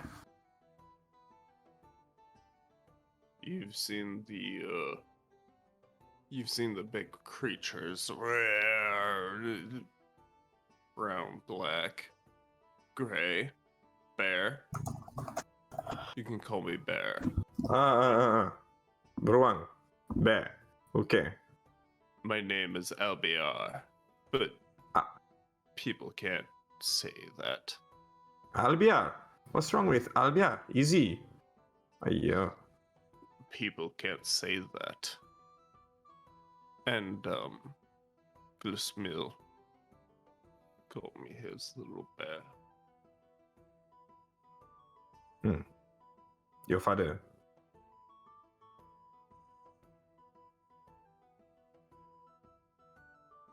Sneeves is gonna tap twice on his chest. Sneeves, pleasure to meet you. Yeah. Classic Sneeves. Sorry, what does he look like again? What does Sneeves look like again? Just I don't think we got a visual for Sneeves, Sneeves. yeah. So Do it. Sneeves is like a 5'4" human man with like matted black hair, a nose that's a little pushed up, and he's very mouse-like in how he looks. Like, and he's just like sniffs the air and like scratches his nose really fast like a mouse. Just gives off the feeling of a rat. My impression was that he was a kobold for how ratty his appearance was. It was very funny. Yeah, he's just this ratty human man. You know who that reminds me of? That What? reminds me of my little brother. Yeah. His name's Mouse. He didn't come with us on vacation. I'm Astra, by the way. Should mention that. So yeah. It's nice to meet you, Astra.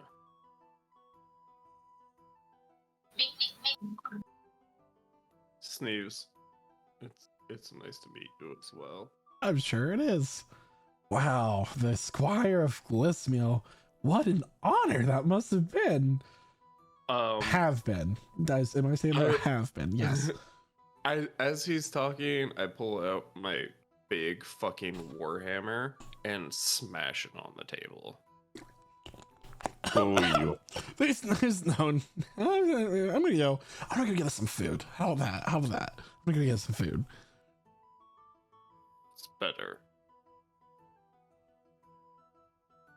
Hydro, he's gonna clap you on the shoulder and scurry off. Yeah.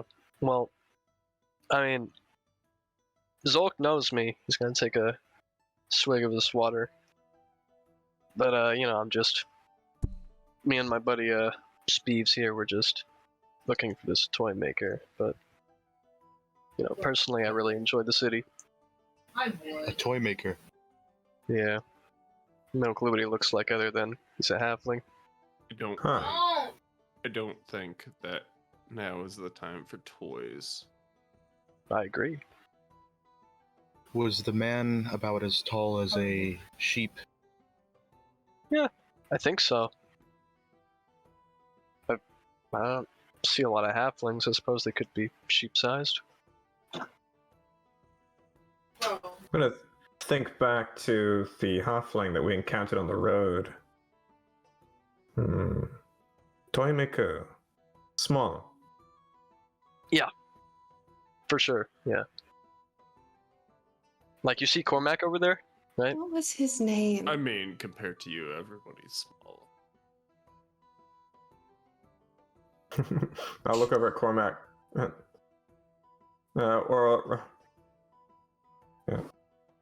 With the hat. Yeah, the Get nice, very nice hat. So Cormac, right? So take, like, half a Cormac.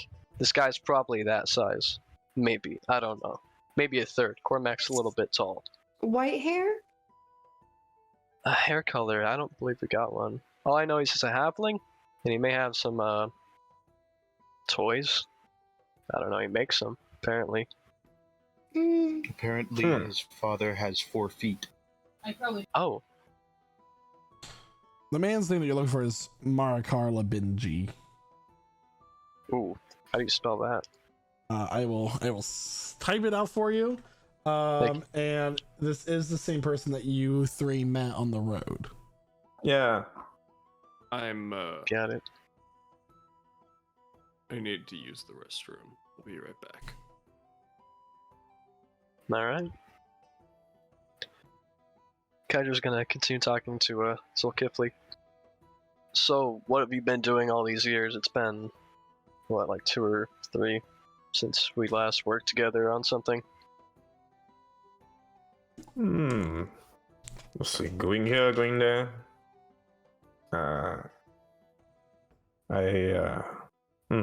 Yeah, it's been long time. Right? Dulu, you much smaller. You were not playing with toys. You were.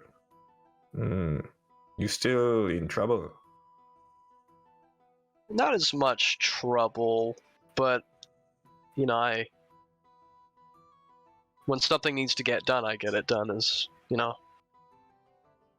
what I like to do. Okay. You do what?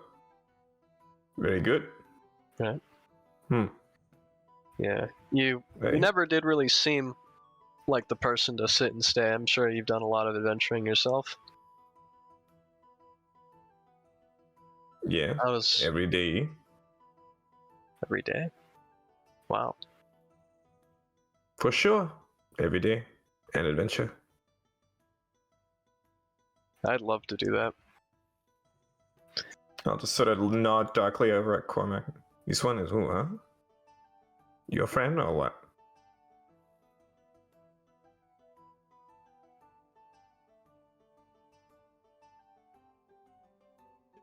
I'm asking. Oh.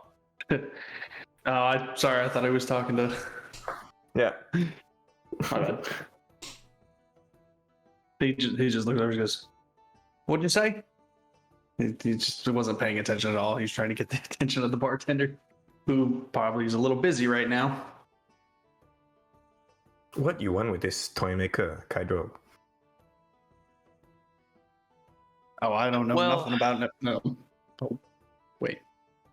Well, now I'm confused. So, for To point Kydra, I'd of say. order, so he asked Kydra if Cormac was his friend. Cormac said, "What did you say?" Then he looked back to Kydra and said, "What do you want with this toy maker?" Proceed. I see. So, Cormac. So, yeah, we met Cormac a little bit ago before, all those weird devil spawn things showed up. But in terms of the toy maker now, that's a completely different story. So, I'm not sure how educated you are about the 3 calls, Zolkifki. Tree Claw. No. 3 claw? You don't remember? Tree Claw. Oh, does it ring a bell, Jim? Make a history check. Sure. Dum dum dum dum dum dum dum dum dum. While this is happening, Aspen's going to reach under his hat, pulled out this little mushroom thing, and then use this ink that's dripping from the cap to write in his journal. Okay. Natural 1 for a total of 2. First script fail! Let's go! Campaign You 2! First script fail! Let's go! You have no idea. Tree Claw. Like a lizard or what? Okay, so I'm gonna break it down for you a little bit, right? So, 3 Claw is my organization that I receive work from, and they're the underground for my hometown up in Ferna. When you swung through, we were on the mission from 3 Claw.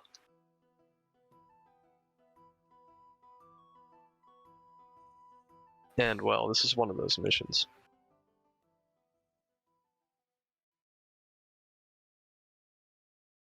Uh-huh.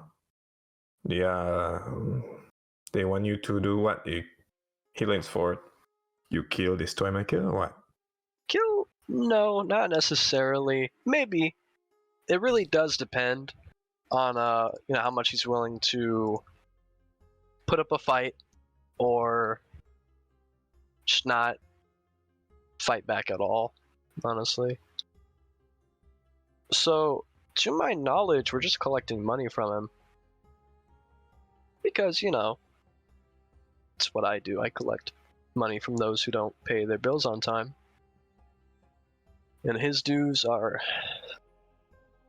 again, pretty bad. But, once I find him, we're just gonna... Me and my buddy Skeeve's a little man with a funny nose. We're going to shake him down a little bit, get what he owes, and then be on our way. If, say things get a little bit dicey, we will do whatever it does take to get that money out of him. If that includes killing him, then he should have, made the correct choice in that situation, I suppose. Or maybe he should stay away from you. That would be the right idea from, his perspective. But on the contrary, I'd like to find him. What's this about all this money stuff that is worth killing people over? Money makes the world go round, Mr. I'm Aspen. Aspen. They are my friends. And I Guys don't, are I nice. don't know what you mean by that. So, where I come from is a place where your gold is everything. You could do anything with gold. You could hire somebody to take out your biggest enemy. You could purchase whatever you want, magical or non-magical. You could live your best life so long as you have the money to do so. Material wealth is everything where I come from. And a lot of people wish to take advantage of the generosity of our organization by borrowing money and then not returning it. I am the pillar of justice in Three Claw that ensures that money is where it belongs. So that's what I'm here for. Gold. We have gold at home in the Beastlands, but mostly our favorite uncle. He uses it as when using or working with like elementals. We don't form them into coins. There's no. I have pebble. I don't need a. You know. That Astra is doesn't it, make sense. right? Yes. Fortunately, there's very little that a pebble can get you in That's places not like true. this. Watch this. She's gonna take out a pebble from her bag, and she's gonna cast Magic Stone, and throw it at him. Okay. Make a dex check. No. A happy little smile on her face. I got a 7. It That's whiffs past Kydro and just hits this dwarven man in the back of the head. Kind of stands up and turns on. He has a long scar coming down from his forehead past his eye. It's been blinded. And turns around and he like grimaces with a few missing teeth. Begins to slumber forward. I would like to stand up and yell at him. I am so I am sorry. Glistamil's squire. You sit the fuck down. We are grieving. Go back to your drink. Make a charisma intimidation check, please. Ooh, okay. Intimidation. With advantage, I'll say. I don't know what I just rolled. Can somebody tell me? You rolled a 13. 13. I can't see that. Okay, yeah. Need one more roll. Yeah.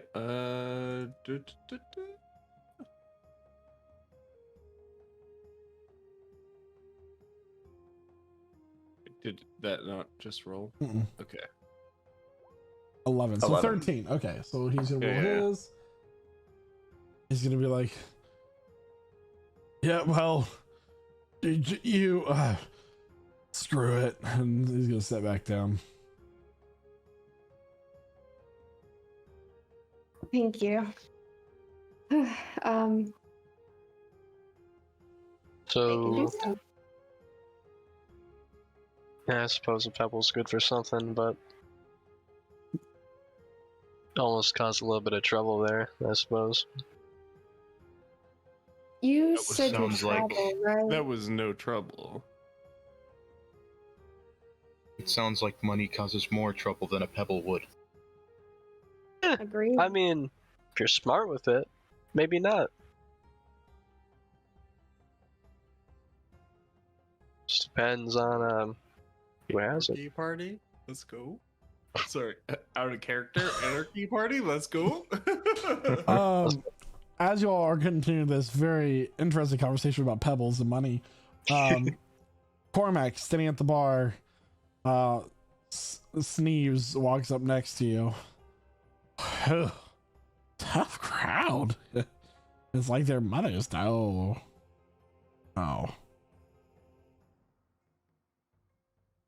So, nice bow.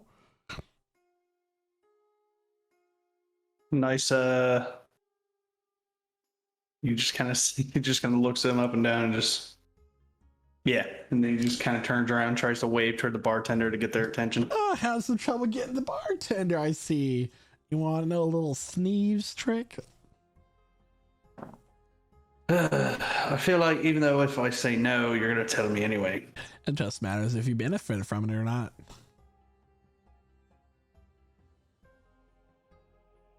If I say yes, will you leave me alone? Baby. Fine. He's going to quickly duck, go under the counter, grab 2 bottles, and come back. Let's go!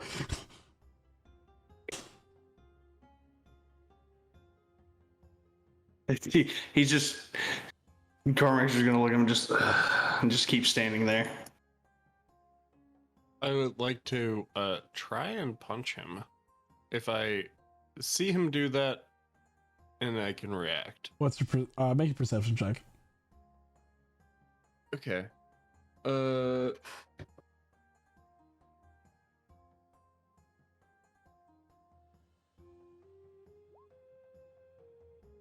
don't know what that is. Somebody please tell me. You rolled persuasion. Oh, It's a 7 on the d20. sorry. Perception. Okay. There you go. So, 14. As you kind of walk by, you don't notice, but what you do notice is he quickly gets grabbed by 2 guards. All right, that's enough out of this one. It's gonna be a couple nights in the brig for you. Wait, what? I was just playing around. You can have these back. Kydro, that's my friend Kydro. Kydro! That's not like kind of camera. He's like looking back. Kydro, tell them I'm chill. Kydro's just gonna move his coat and just like show him the wound again. Shit. 3 nights in the brig. Go. And they carry Sneeves away. And that is where we're going to take our mid-session break. First one of campaign 2. 2 hours already. 2 hours already, buddy. So I hope that everyone who is tuning to this session right now is really enjoying it. Don't forget to hit that follow button if you have not already, because this is the first session of a very long story. So hit that follow button if you're ready. And Tyler, what did you have? Nothing. We don't know anything about each other yet. Nothing. It's insane. We know nothing about each other. Even the people that came together probably know nothing about each other. I got picked up because I was sad. We'll see what happens. I do know a few things. What's that? No. I know we have a Minecraft server. Oh shit! Segues are weird. Minecraft. Yeah. I also know Java that Minecraft if you want to catch 2022. up on us, we had a whole campaign before this. Catch up on us on YouTube or anywhere where you get your podcast, because we're a podcast too. Just look for Prestige Encounters. 114 episodes. Oh 114 wow! episodes. God damn. Yeah. No. Epic journey. And here we are, starting a new one. It is crazy to think about, isn't it, guys? Like, absolutely insane to think about. And we're about to do that shit again. Part 2, baby. So everyone, thank you so much for tuning in so far. We will be right back in just a moment. So see you all soon. Woo! Hi, welcome back, everyone. Just a few reminders before we continue the session that we do have all the characters in the emote form for our tier 1, tier 2, and tier 3 subscribers for the Twitch channel. If you have Amazon Prime, you can subscribe free once per month per channel of your choice.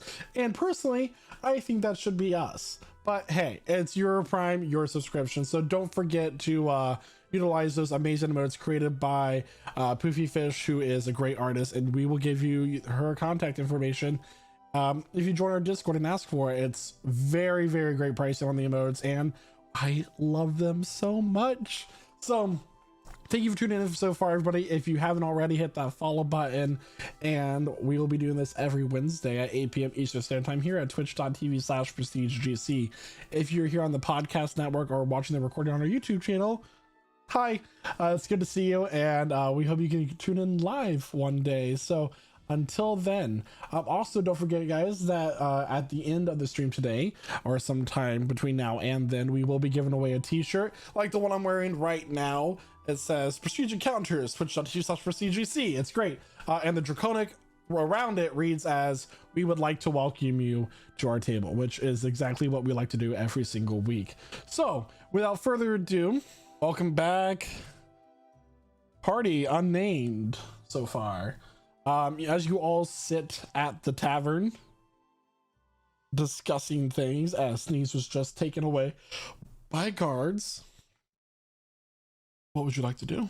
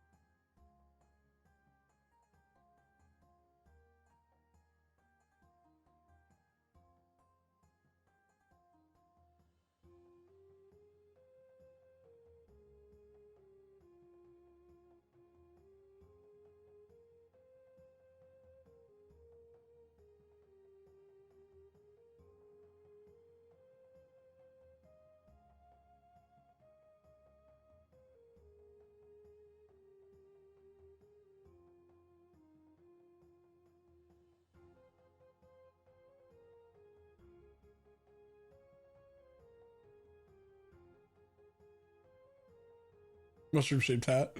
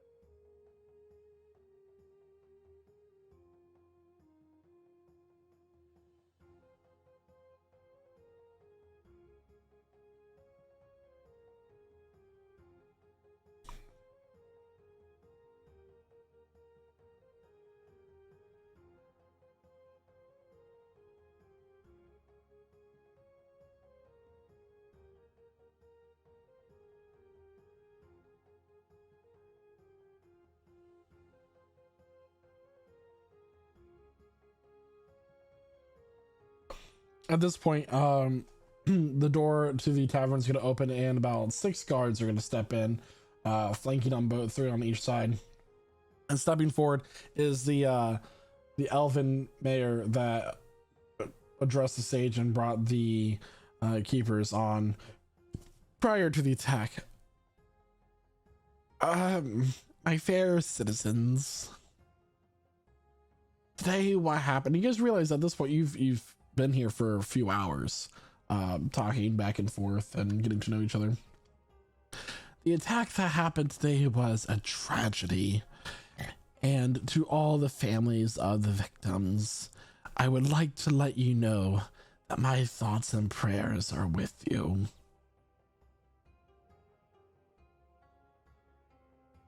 Now, we will be looking into what could have possibly weakened the seal, and rest assured that the remains of the keepers have been enshrined at the Temple of the Two Burning Suns, in the northern part of the city.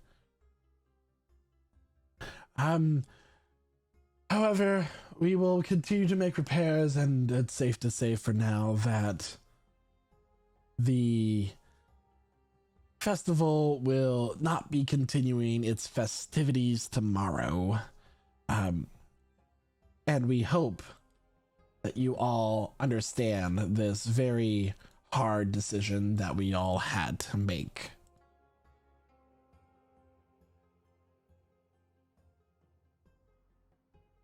There's no time for questions. Young warrior, I must be off to see over the continued healing and rescuing attempts for those who are still trapped under rubble. He's going to leave. The guards are going to kind of step between you and him as he leaves.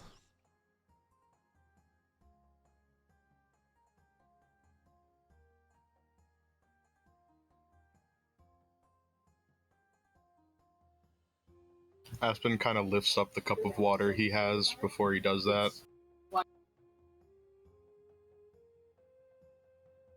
Hey, Zay is saying we fixed it. Oh, okay. Oh, I don't understand. They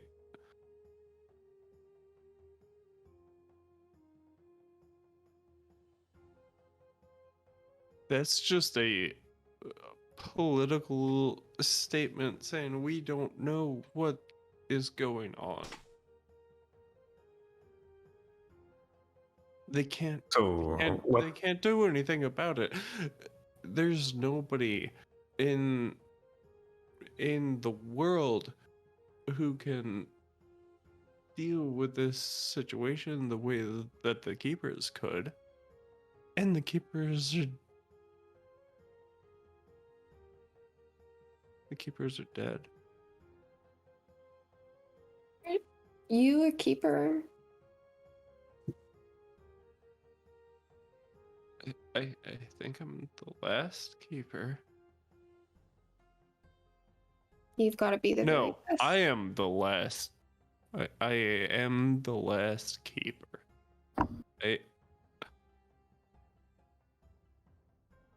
What do you know? I am the last keeper.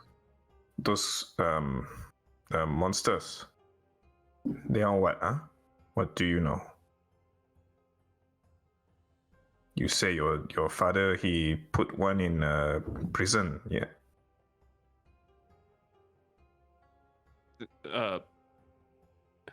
There is a fire demon.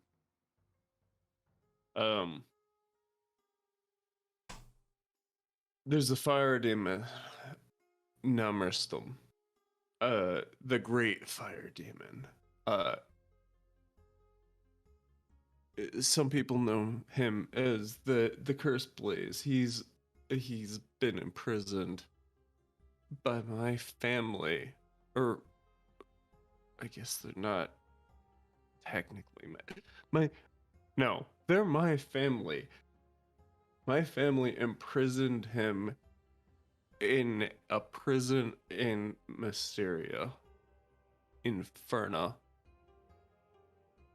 And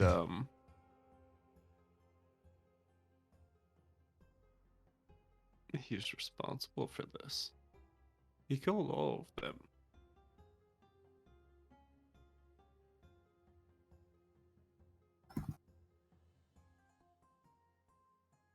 But he come out, escape.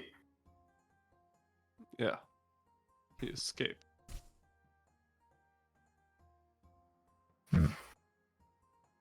This one, my friend, Aspen, Astra, they have a problem.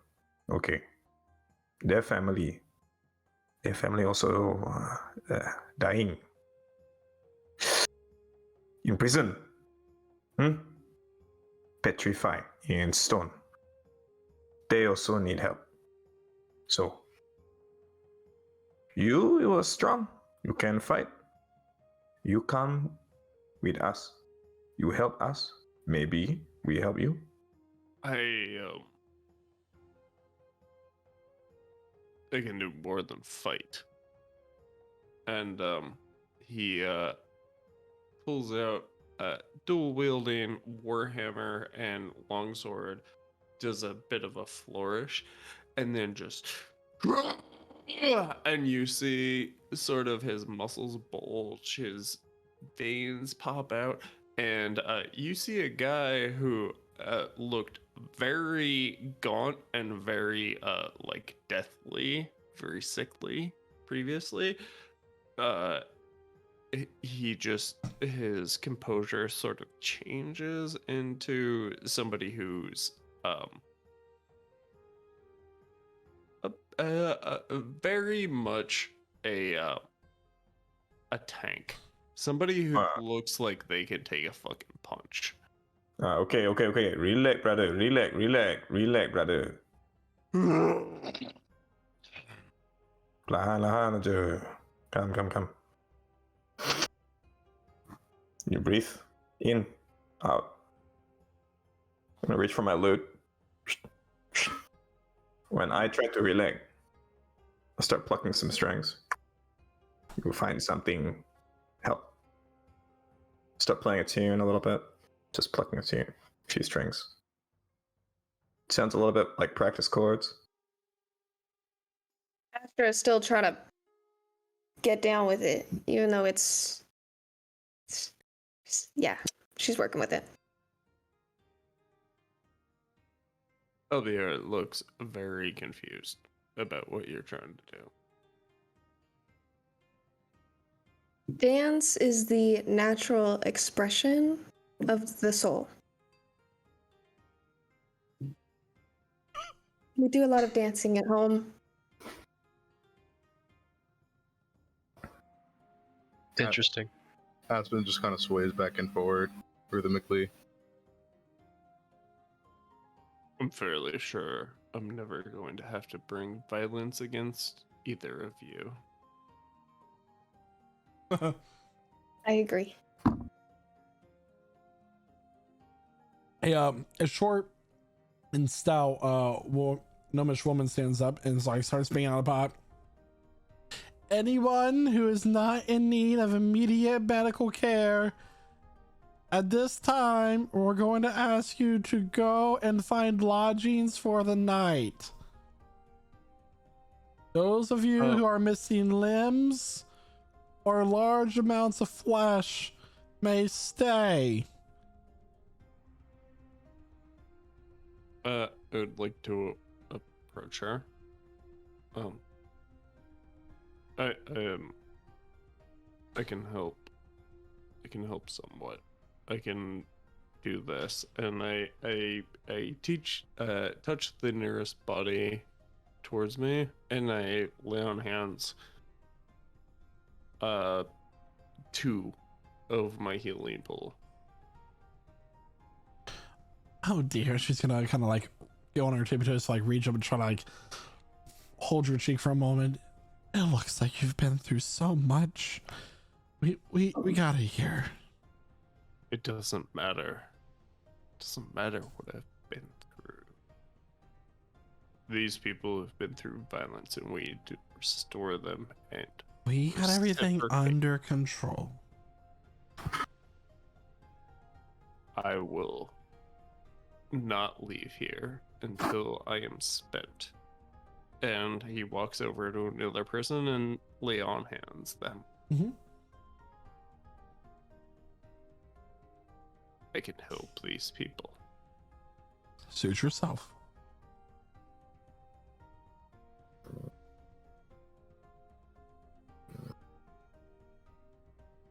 What is everybody else doing? I'm watching Albiar. I'm leaning over to Aspen and Astra. He is a good man. He's crazy. A good man. Focused. He has a loud voice.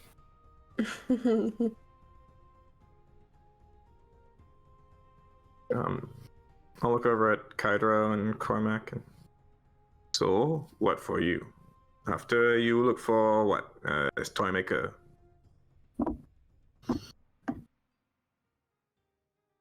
Well, I'm not so sure if I'm going to be looking for that toy maker anymore, to be completely honest. You see, when Speeves left, I don't really have too much of an attachment to what I was doing. All things considered, I'm trying to leave my organization, actually. I want to get away from it. Ah, What Leaf, about your Tree Claw. coins? We'll find more. I've got another goal that I'm a little bit more suited for, but it doesn't include the 3 claw, so it doesn't matter. I don't have to worry about the toy maker anymore.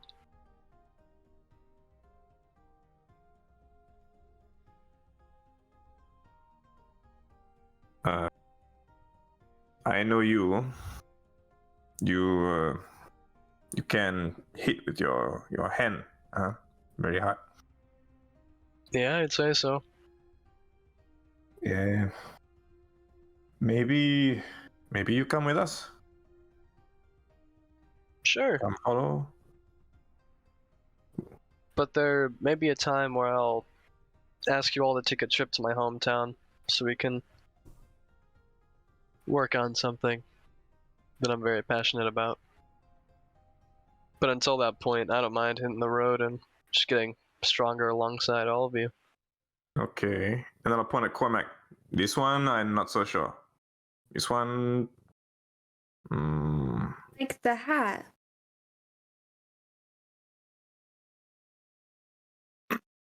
It's a good detail. Sorry. Well, I appreciate the compliment. Aspen wears a hat. Did you see that? I did see that. If you want to call something full of holes a hat, doesn't really kind of defeats the purpose of it, but I think my hat's perfectly fine. I like yours. It's very pointy.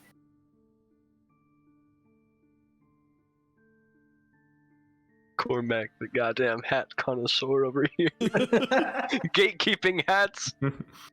At this point, Albiar, I will say that you use your health pool to heal everybody completely. Well, you don't heal them completely. You use your health pool completely. Yes. Okay. I'll kind of indicate Aspen, Astra, Kydro, and myself. I'll look, and then my hand goes to a point with my thumb to both Albiar and Cormac. You are from where? From this city or what? We from somewhere else. You don't need to know where I'm from. Do you know this place? Do you know if they have Are you looking for lodging? maybe? We have a hole in the forest. Yeah. That's where we've been staying. It's a good hole. So it's like an inn carved into like a hill or something? Yeah, it's dry and warm. Oh. I think I can get us rooms in the palace. What? Oh, in the palace. I think. That'd be pretty nice, actually. So I don't know. I don't know that I can do that. But I am part of the Keepers. I'm the last member of the Keepers. I think I can get us room there. If you want. Let's do that. That'd be great. I think that'll help you too. I have a question for Aspen and Astra real quick. Have you guys ever touched a pillow before? Pillow. Pillow. We have headrests in which we It's sleep not- on. It's not quite the same.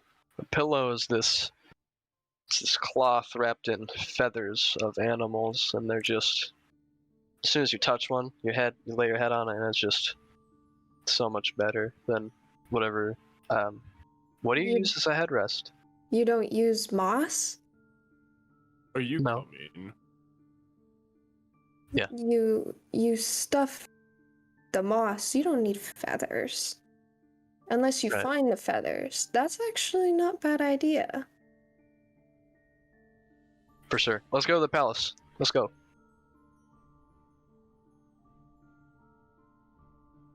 Okay. So as you head out into the streets, it's very quiet, and you're not far from where the attack happened, but you're moving away from it. And as you move away, you begin to hear like murmurs and whispers among people, where it's like the keepers were slain, but they killed the fire demon in the process, and there's so on and so forth, and several are dead, but for the most part, majority of people who were there were saved, and only a few lives were lost, as far as they know. There are people still trying to sell things. Some people are packing up and leaving, and eventually it's not necessarily a palace, but more so a keep, where the governor resides. And this is also governor mayor is interchangeable. Governor Haven Trap is the one who presides over Ferna. And as you make your way to the portcullis, two guards stop you. No entry. Hello. Why?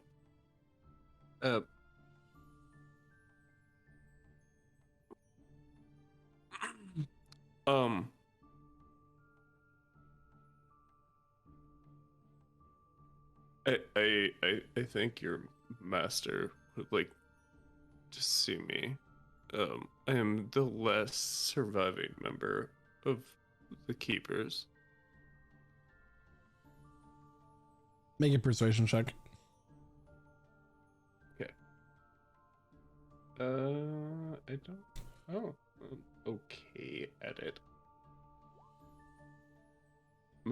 Again, somebody has to read that for 6. me. Oh, wonderful. The guards just stare at you for a second, just one moment, and walks inside. A few moments pass.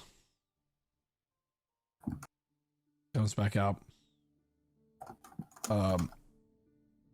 Mayor Haven Trump says that all the keepers are dead, and he has an opening where he can meet you in 3 weeks. I would like to hit him with my warhammer. Roll to attack with your warhammer. Action.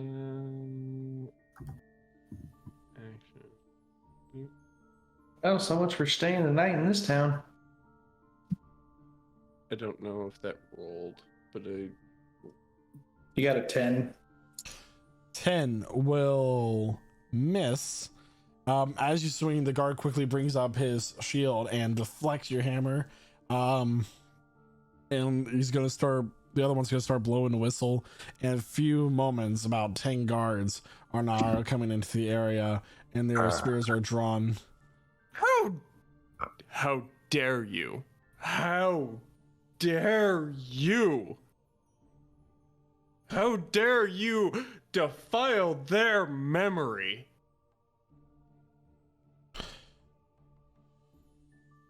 They're gonna look to the rest of you. Is this one with you? He is Yes. very sad. Sure is. He just lost his friend, his father. Best Oh. let go. Dare you? Perhaps the night in the dungeon will teach you a lesson. Attacking a member of the Hey. guard. I would No like need. to attack him again. Does the I'm dungeon trying to- also have reach out there. pillows? I'm trying to reach out and hold up. I'll be right back. Just make a grab from. Both of you make an athletics check, please. Okay. Actually, who- Albiar, I need an acrobatics check from you. Yeah, okay. Great. That's a 7. Don't know what that was. 14. 14. Ooh. No, I can't see it. Okay, so that you will succeed as Zulkifli tries to grab you and hold you back. So if you're going to make a attack roll with disadvantage. Yeah, okay. As you're trying to swing as you're wrestling free of his 18 will hit. As you wrestle, you just swing your warhammer one more time and just crank this guy into the side of the head. Go ahead and roll for damage. Upon seeing this, I'm choosing to again hidden step. Okay. It only lasts 6 seconds, but okay. Oh shoot, I gotta move. I don't know if you saw Called out. that. I think I hit a 5. 5 points of damage. As you Yeah. roll and attack the warhammer, you just watch as a few teeth go out and a little bit of a blood spray. And they're like, one of the guards goes, all right, round them all up, and they begin to close in. What is everybody doing? I'm gonna just be like, I'm just here. Cool. Aspen. Aspen is No. going to Go. he's gonna wave his hand and he's gonna cast Entangle on LBR. On It's just booking it. Okay. Yes. Running across the Okay. corner. what do I have to roll for that? What does this say? Say strength save. Strength save. Okay.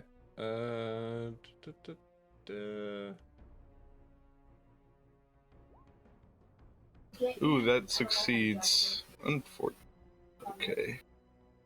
There's a whole area of them, though, right? So these vines come up out of the ground and try to wrap themselves around Albiar, but he's in just this rage and he pulls free from them. The guards are closing in with their spears drawn more. Drop your weapons. No one has to get hurt. Now, we don't mean any trouble, except I can't speak for Bear because he's very violent right now. But he's grieving. And what's going on right now, we just need a place to stay. We wanted to speak to, whoever's in that palace right now. I believe it was the king. I wasn't listening too much about, all those little nitty-gritty details, but Make a persuasion check You! with I'm going to kill disadvantage. you! okay. Persuasion. It's a 15. 15.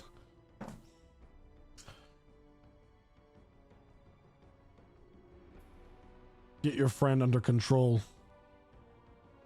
Yeah, we'll do. And at this point, they're all circled around you. And Bear, do you stop? Oh, yeah. Lahan. Just calm down for 1 minute.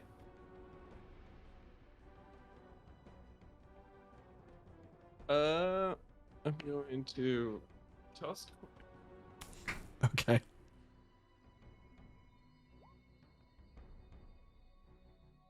That is a 1. Oh, yeah, cool. Yeah, stop. Okay.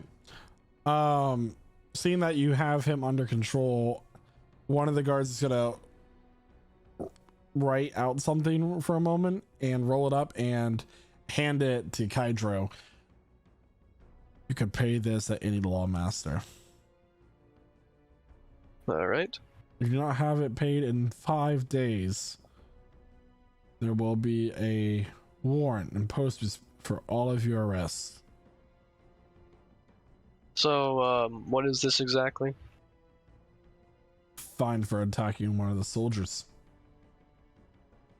So, all of us now are responsible to pay this fine that was instigated by a soldier I will towards a grieving man. And keep in mind, just a moment there.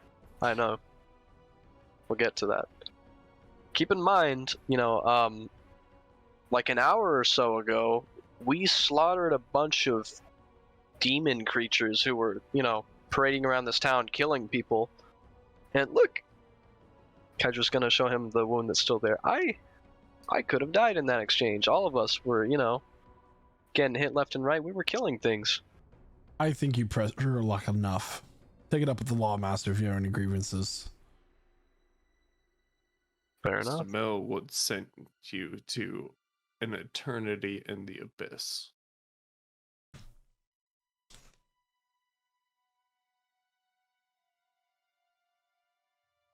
Alright. Kydra's gonna just put his hand on Bear's shoulder and he's gonna start walking away and trying to kind of goad him away from these guards before something happens.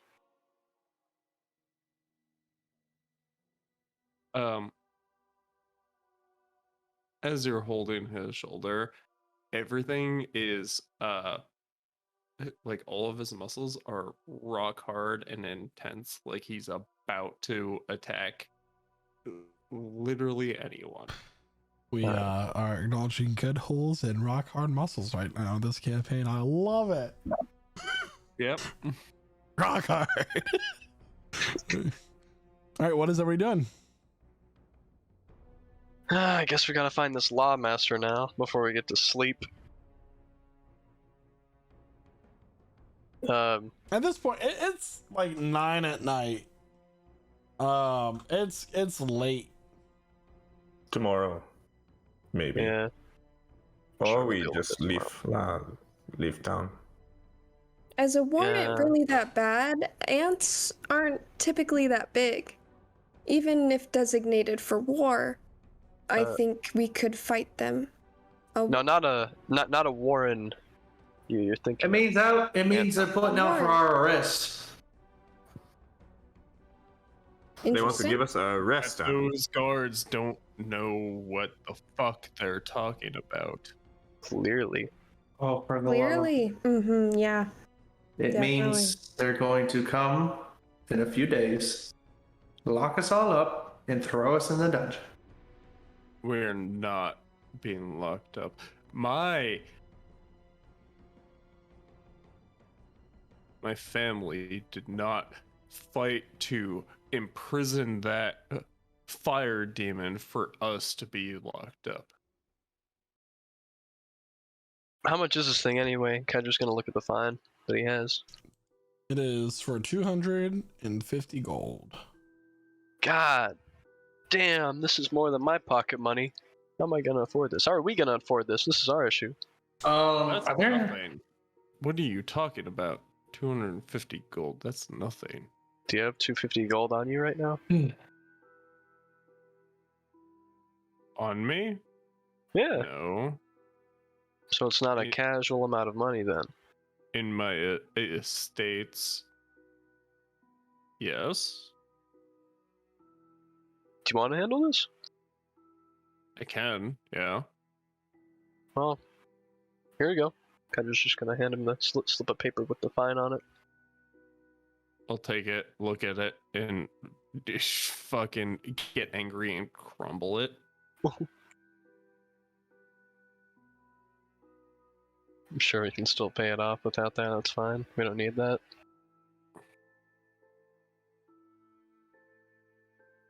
Hey DM, real quick, is there still, are we like the only people that are out in the street, or are there still people outside? At this point, there's a few people out, but you're not the only people. All right. There's also not a lot.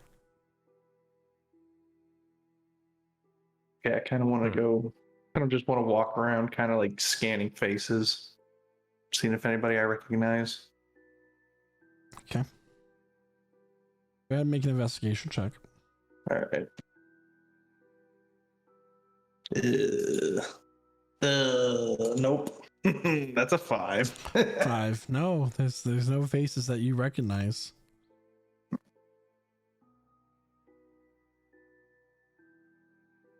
My type. Coming here was all for naught. I'm edging towards Aspen and Astra, just leaning over to them. Just, you want to leave? You want to stay here? You came here for answers. Everybody's talking about a rest. I would like a rest very much. We've walked a long way here. Mm-hmm. Excellent point. I didn't even consider that. Yeah, it's true. They could give a rest, but in the meantime, that's 5 days from now. So tonight we need another rest. So tonight, maybe find what is what? An inn. Are there any abandoned buildings near us? Make a perception check. Good thinking, Cormac. Maybe one of those people that died was a homeowner. Oh my god. What'd you get? A 10. 10? Looking around, Yeah. it's hard to tell what might or might not be abandoned. Well, so much for that. We did just come from a tavern, didn't we? We could go back. Well, They want us all gone. All they caring for the sick. right. Maybe I mean, another one. They said everybody that wasn't sick or injured couldn't stay there. So, between us, who here isn't injured? I'm not injured. All right. So, a few of us could maybe find lodgings in the tavern for those of us that are hurt. I've got this big thing going on right here from that demon. And I still need that fixed. Who knows? Yeah, sure. That would be nice. I'd rather we find lodgings Still wanna together than beat split those up. guards' head in so I can talk with the. I want to talk with somebody who knows my father. I will obliterate anybody who stands in my way. I don't know how realistic that's gonna be. Oh, you want to see how realistic that's gonna be? Oh boy. No, I meant referring to, getting to see them, given how they shoot us away. Well, before you say that, Elvira goes off to the closest guard and tries to talk with him.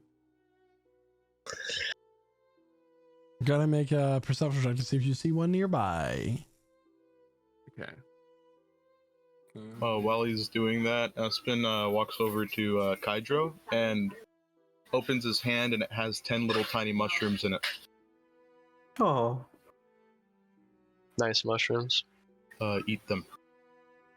Sure. Kydra's gonna take a little mushroom. He's gonna eat it. That is 1 hit point. Oh, awesome. 3 flavoring a Good good mushrooms. berry. You love good mushrooms. Are all these for me? However many you need. He's going to just. He's just gonna put his hand right next to Aspen's, and he's just gonna go pull this move and just push them all onto his hand. Just gonna take them and just go eating them over there. It's gonna restore 10 hit points.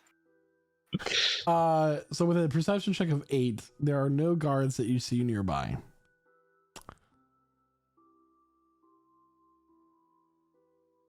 Bear, I know something just happened, but We'll figure this out. It's fine.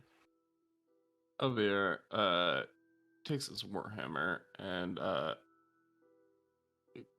casts a first level divine smite and smites the fucking ground.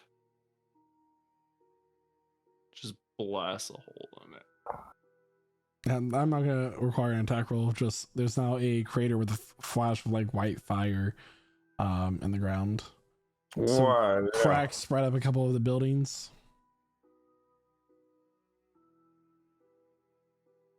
Albia, you can do one thing tonight. You have money? Huh? Gold?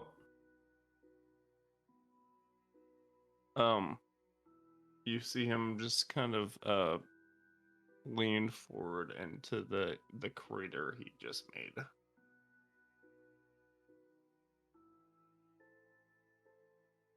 You can help some of us find a place to stay.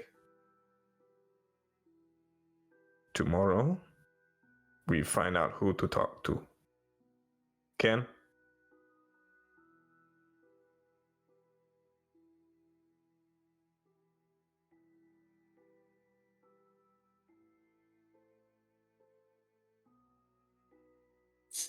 So a tavern. Or the hole. That's true. Can't bring him back. No. I'll throw shit, sorry. Jack, what's your character's name? Zulkifli. I'll throw a pouch of gold at Zukafle. So, giftly. Okay, I catch it. Look at it. How much is in here? 10 gold.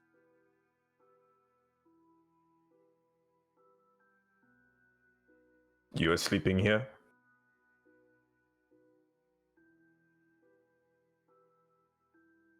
I don't think I am sleeping.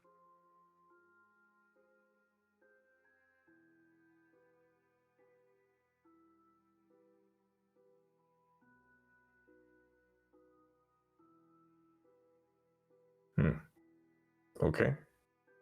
You want to come with us? You can. You want to stay? You stay.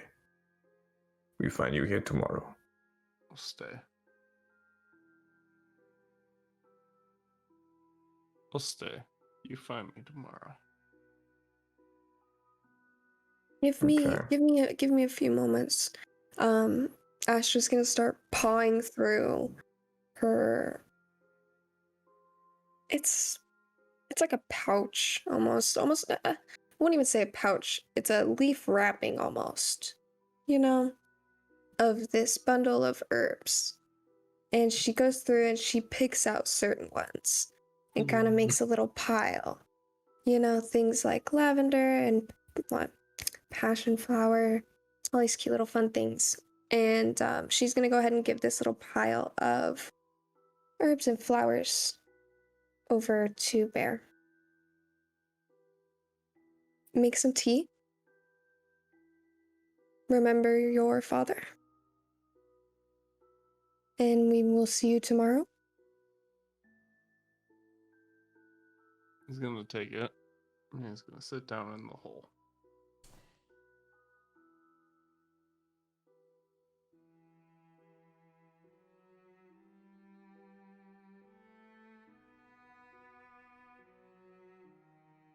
Hey, Bear.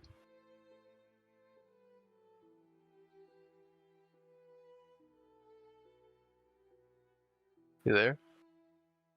What? I know you're going through something, and personally I can't speak too much about it, but and I know this isn't much, but here I'd like you to kind of have this. Kydra's gonna hand him his tinderbox. It's what I use to light things on fire, but it can make some sparks. It's something to maybe keep your mind off of whatever you're thinking about. Busy mind is a, distracted one. If you want to stop thinking about it, maybe just hit the tinder box, make some sparks, see what that does for you.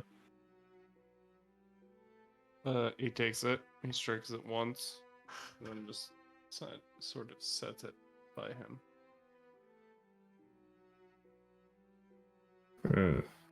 Kydro, Cormac, you go back lah, tavern, back to the place they take in the sick, the wounded.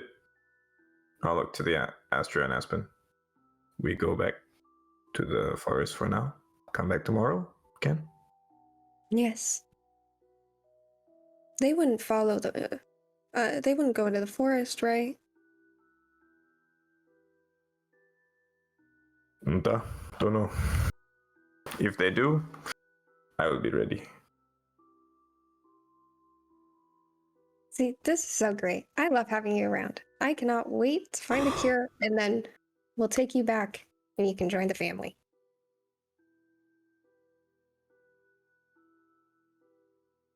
Thank you. And all right, so I guess we'll lead the remainder of the group first, dropping off Cormac and Kyder if they want to stop off at the tavern. Otherwise, the plan is to leave the city walls and go back to our little spot in the woods. What about you, Bear? He is camping down in the hole that he made. In the street.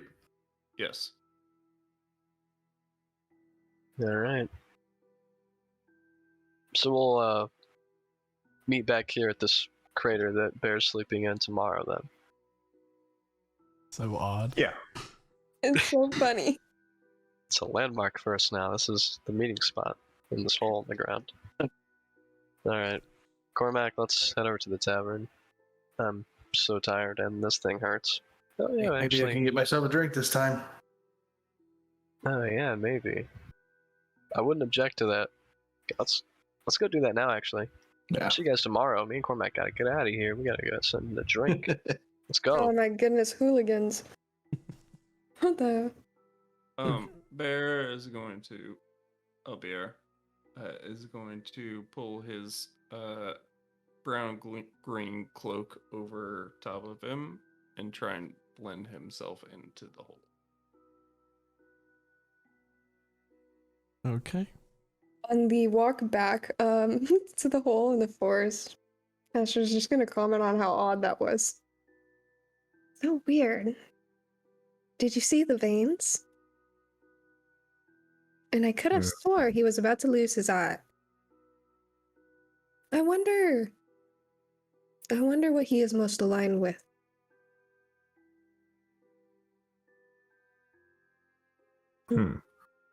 He himself, his people, all gone, huh? He reminds me of a wasp or a water beetle. Very vengeful. Very quick to action.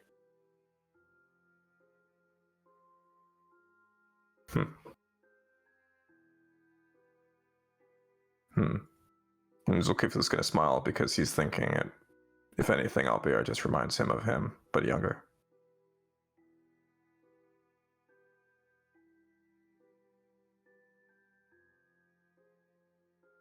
He is dangerous. Maybe too much. But I don't know. Maybe he can help. They all seem a little bit dangerous. Did you hear the way they were talking about killing people? Murder? Very casually. Very. It's quite concerning. But Aspen, I also have killed people. Many people.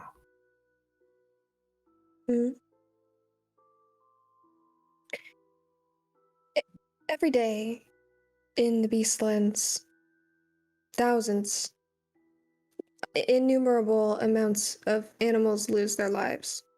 us furbolgs lose our lives. Survival and killing others is necessary, but it has to be for the right reason.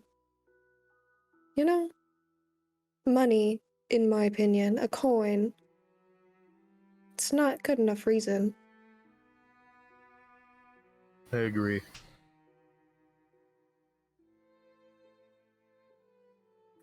A good reason. Staying alive. And Zolkifli's gonna sit down at their patch and he's gonna start plucking on some strings. Dun, dun, dun. Doing his breathing exercises. Damn time. Playing the lute. Yeah, he's gonna play the lute. He's gonna try to play a song.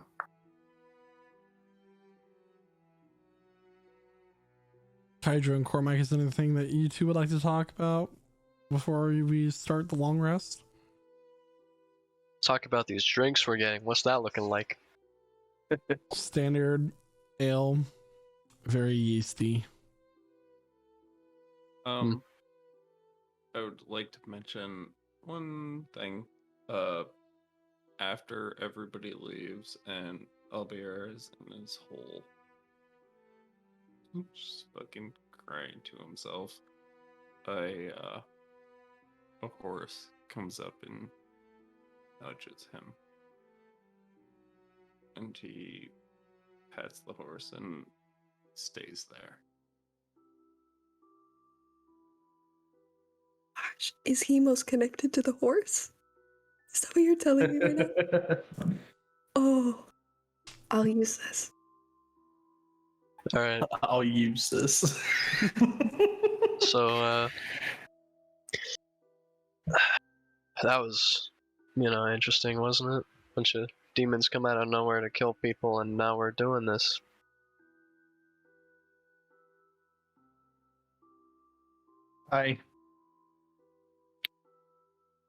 Although I'm not quite sure about all this Wii business, because apparently what I came here for was all for nothing. So I don't know what I'm doing now.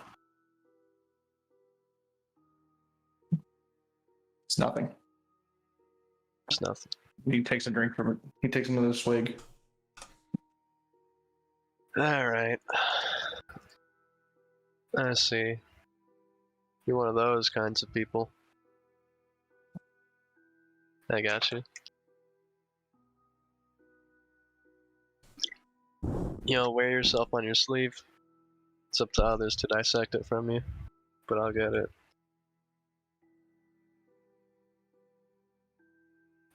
How's about this ale, though? Pretty yeasty. Definitely had better. Yeah, it's definitely but- cheap ale. Yeah. Anyway. I think I'm gonna head to bed. Kydra's going to take the rest of his own. He's gonna slide it over to Cormac. Drink as much as you want. He kind of just raises his tankard in acknowledgement. When he finishes off that one, and he takes the other one that he was just given. Then Kydra's gonna go to bed.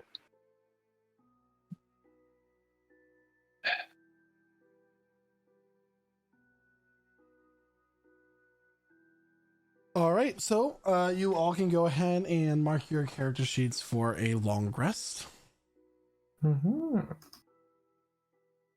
As you wake up to a bright and beautiful spring day.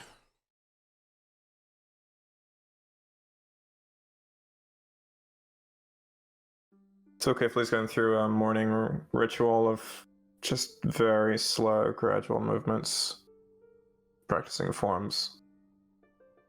Low down, and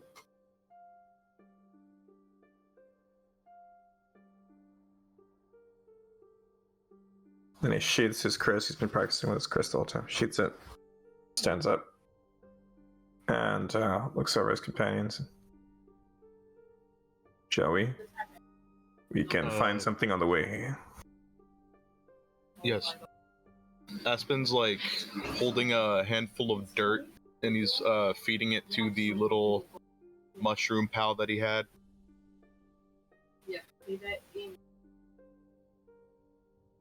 Astra was up probably.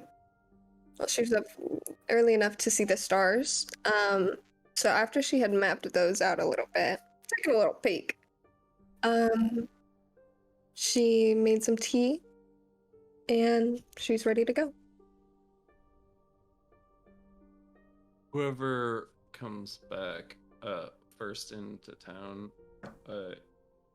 you see Bear riding a horse, and it looks like he's charging at an enemy. Oh boy. It looks like he's practicing drills. He's riding his horse, running through town, practicing cavalry drills.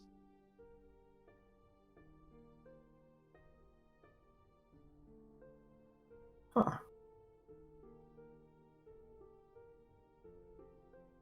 Okay, yeah, so I guess as we go, like, so Kifley's been gathering some berries to eat, just using his wanderer feature.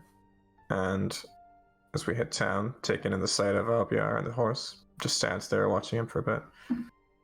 Is this in the town square or is this outside the town? It's in the town square. Okay. Just eat some berries and watches it happen.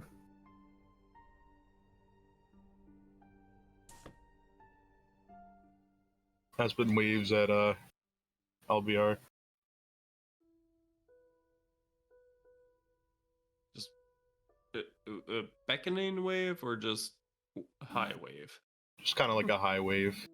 Okay, yeah. He does not acknowledge and continues his drilling. He wasn't with a horse yesterday.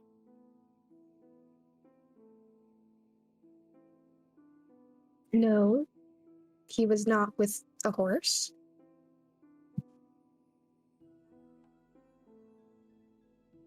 Do you think he bought the horse? That seems to be quite common.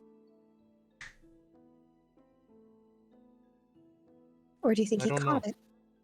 Maybe he caught it. Talent.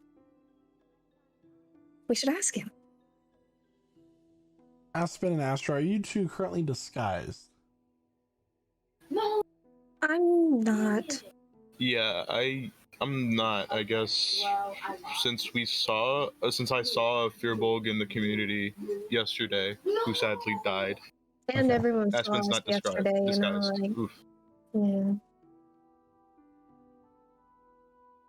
Yeah, so overnight, the majority of the rubble, and this is as Kydra and Cormac are joining you in the town square too, the majority of the rubble has been cleaned up, and all the fires have been put out. So, other than a few ruined buildings, the looking clean. You know, the market is open. People are trying to sell their goods.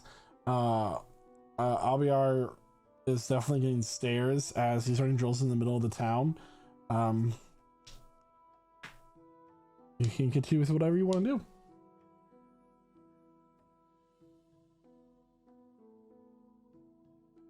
do. We could find Pusat herbologist, someone who maybe knows about mushroom. Yes. Somebody who knows about mushrooms. Do they have Circle of Spore here? Do they practice here? Don't know. Maybe someone here knows something about stone mushroom. I don't know. The toy maker did say something about clerics. Oh, yeah.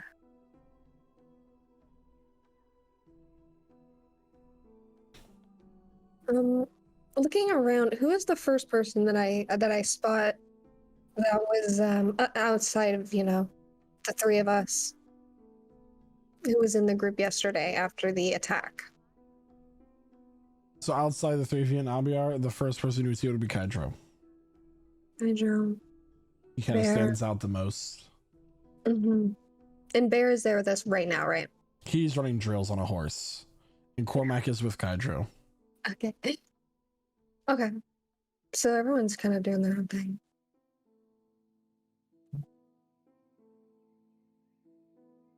Do you think any of them are clerics? I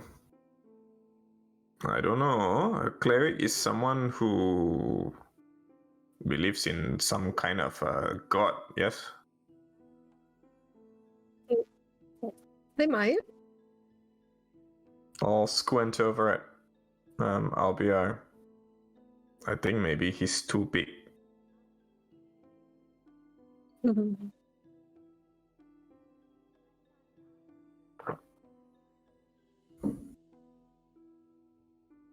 Are there any Aspen's gonna go up to one of the town folk and just ask about clerics. I go, do you know where we could find a cleric?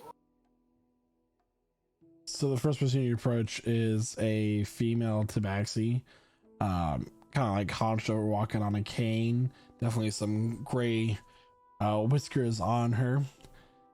A cleric, you say? I mean, I've seen clerics all over the city, helping people and doing cleric things. Is there an apothecary here? Anywhere here in this town? I'm sorry, Shani, what did you say? Apothecary. Place selling potion, herbs. You can check out Glumcraven's Haven. His Professor Glumcraven. He sells herbs and healing items, bombs. Helps me with my chapped lips.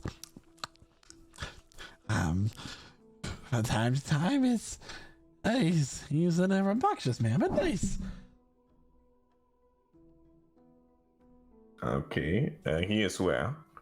It's just, you'll find his shop in 2 streets down, 3 streets down, and on the left, in the back alley, he's just mind your pockets. Not because of him, but because all the riffraff out there, fire demons about. About this time, Albier gets off his horse and starts doing sword forms in the middle of town. Sometimes you think that some people are just spare parts.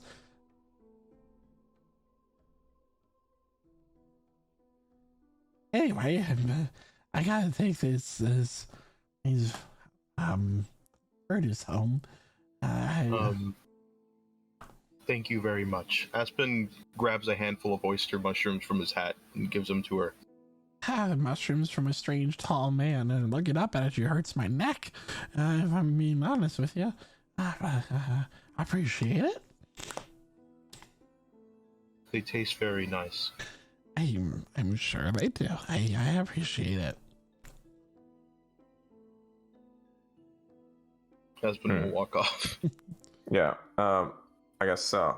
I'll mention it. Kydro, Albia, Comac, we just going to find a shop.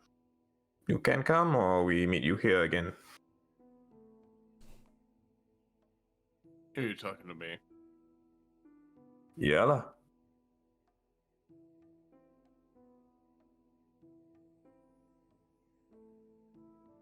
What are you doing? Finding a shop.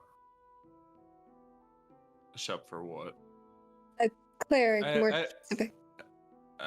As we're talking, Albier doesn't stop in his sword forms. A cleric, or a place for potions. Maybe someone who knows herb.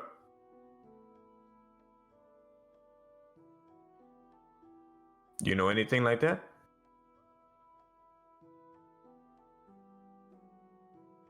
Do I do anything like that? Make an intelligence check. No, wisdom. A wisdom check. Wisdom check. Okay. Oh, I'm okay at wisdom. Ooh. 21. 21. So, there are several clerics in the city specifically.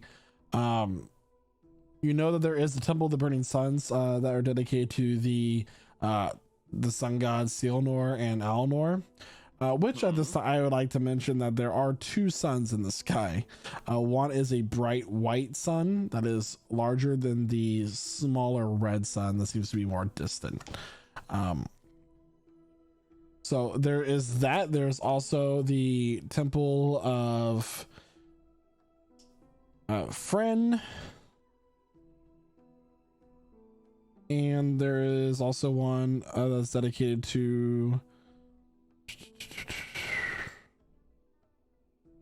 Sorry, give me 1 second. I'm looking at my document here because I had it and then it disappeared. Dosis. What do you need your cleric to do? What specifically? Because I can take you to a cleric at the brothers.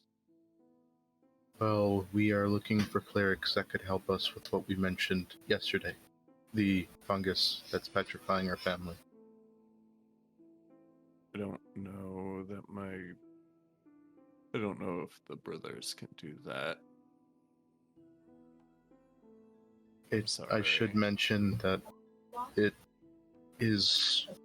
feels like kind of a curse in a way. I don't know if that helps. Does that help for me, Michael? Make an Arcana check. Or religion, your choice. Okay.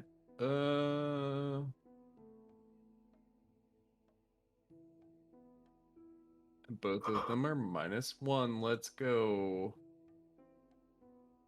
What did I roll? 7. You have no idea. I can take you to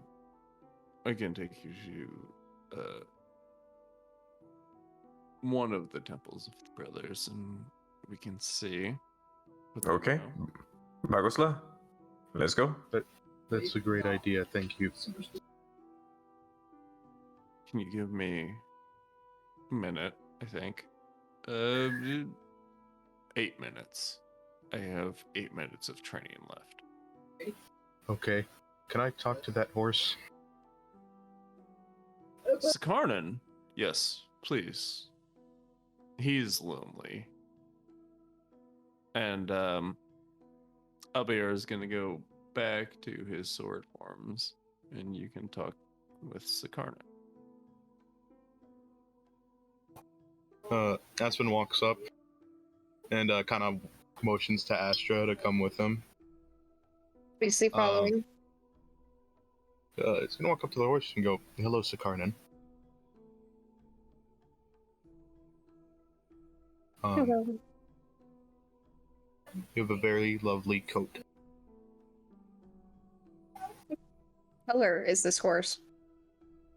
Sakarnan's all black with a white diamond on this fur. So cute. So cute.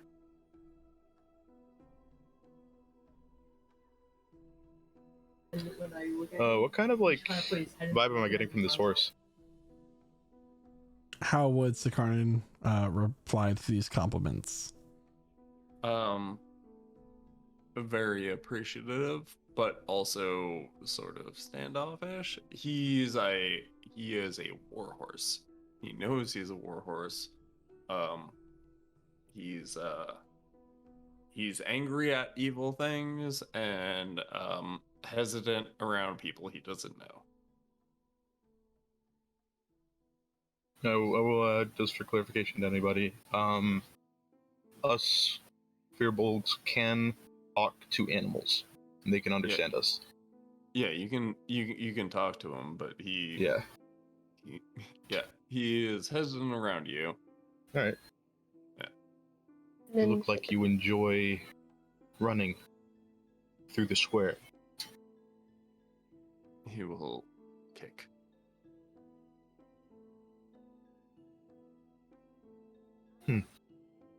You should see if he likes mushrooms. Uh,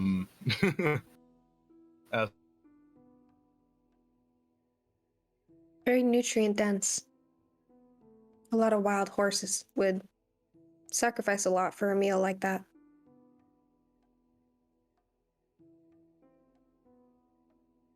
If you're trying to figure out if he's like mistreated or not, he, sorry. Albier treats Sakarnan better than he treats Hmm. himself. I don't imagine that he's mistreated at all. I just know that Yeah. mushrooms might be a fun little treat. Because you are talking to him for the first time and you're trying to figure him out. Fair enough. Albier treats Sakarnan better than Albier treats himself. Okay. All right. So, Aspen does, since he likes to share mushrooms, he takes a piece of mushroom from his hat, holds it out in his palm in front of Sakarnan.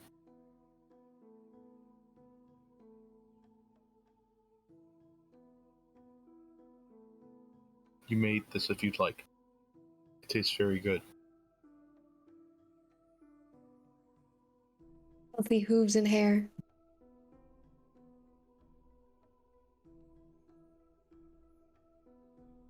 Michael, do I get to make decisions for Sakarnan? It's your horse. Yeah, he takes a bite. And Aspen pats the top of Sakarnan's head and looks to Astra. This is a very nice horse. A very big horse. Very big horse.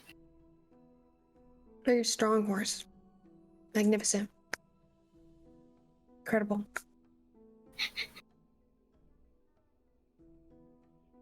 I have to whittle this. Do you have a stick, brother? I think I might. Aspen reaches into his pouch and pulls out like a twig. Thank you. And she's gonna take that twig and she's gonna start like whittling what she can. And Really Aspen after. will go over, sit on the sidelines, and wait for Albiar to finish his drills.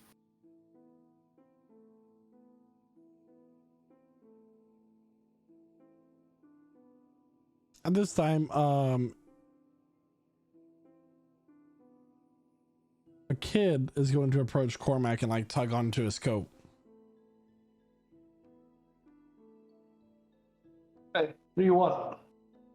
You look down and you see a young elven kid, high elf, who looks at you and goes, "Are you from the woodlands?" Not from anywhere, kid. I just heard from my grandma that the woodland elves were all dirty scum, and I just was wondering.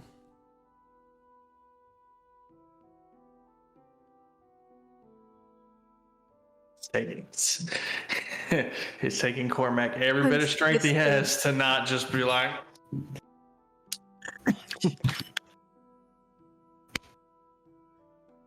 Kaiju's just gonna walk behind him. Cormac's just gonna he's gonna get down on one knee, look him directly in the face, and goes, "Yeah, but you can go back and tell your grandma that if she wants to come and say that to me face, I'll gladly send her in a box to floating down the river." Excellent. Okay. Skip off. Okay. So Little asshole. Are you heading to the temple? Or are you heading to Professor Glumcraven's Healing Haven? First, maybe we find this professor, and then after go to the temple. I think so. We should do that first, and then Okay, let's do that. VR could help us with the temple. Okay. So following the elderly tabaxi woman's instructions, you eventually find your way in a back alley where there is like shrouded in trees in this alleyway. Like first is a garden, is a stone house that has a large metal door with bars across the top where someone can like look outward. But it's currently shut. And kind of in this glowing light, it says Professor Glumcraven's Healing Haven, but the N on the word haven is hanging sideways. There is in a glass container next to it, this very, very small glowing black stone that has like this aura to it. And every now and then you see the words go off with electric shock, like a Tesla coil, almost like vroom, vroom. It's very like bug zapper vibes with its coloring and everything, like these neon blue signs. All right. Is there a Can door I go that's first? shut? You want to go first? I'm asking the rest of the group. Can I go first? Okay. Okay.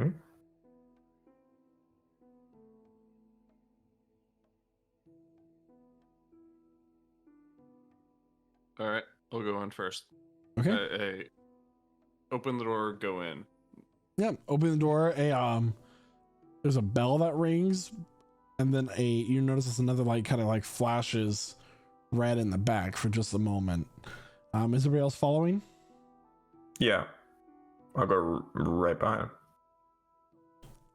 Neat. You love to hear it. So entering into the room, there are a number of shelves with like specimen jars lining along them.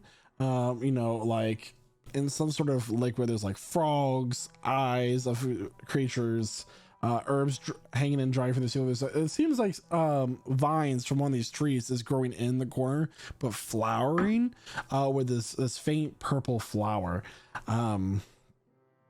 Upon all of you entering, like looking around and seeing these vials and specimen jars and things, you hear a slight racket from the back, and hobbling out into the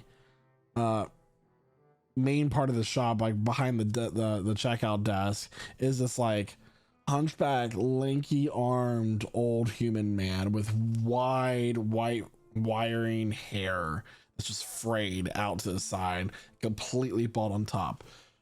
His goggles that he wears has one really thick lens and one lens that makes another eye look really small. This, how can I help you? Grandfather. I am Professor Grim Haven. Grandfather. Professor Grimm. Craven. Anyway, how can I help you? Professor Grandfather, we have questions to ask. That's your grandfather. That's not my grandfather. He is just a grandfather. You never find a wife to become kids and become a grandfather. But how can I help you? I think they have questions for you, but I also have a world-changing question for you. So, do you do this one at a time, or do you just answer all of us at once? How does this work? How about you go ahead and ask me your question, and I can see how I can help you. My family just died. How do I get them back?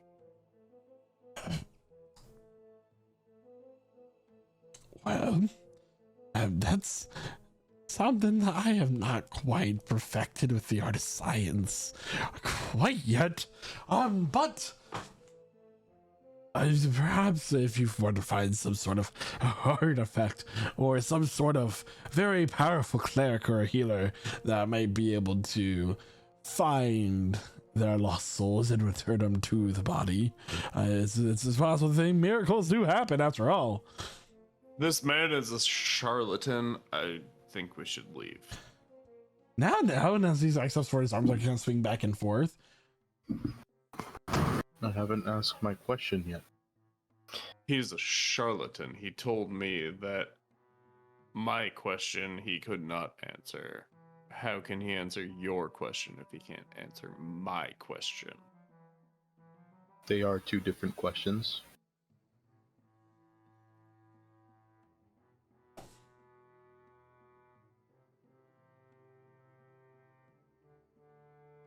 Go ask your question. We, and Aspen motions to himself and Astra, we come from different land, and our family was infected by a magical fungus that turns them into stone. Interesting. Interesting. We were both able to get away, and we are tasked with finding a cure for this fungus. Would you know of anything similar, or anything that can help us? It's highly contagious, if that helps you with narrowing it down. If a fungus that infects people and turns them to stone, am I understanding all this correctly? Yes. Yes. That is an interesting one. I've heard of fungi that can grow underneath toenails or infect other parts of the body, and even control the minds of the insects, but never quite one that it will literally drain the life from someone and turn them to stone. Like I said, he's a charlatan. This seems something highly magical and evil in nature. Do you have a sample of it that I could perhaps study or look at?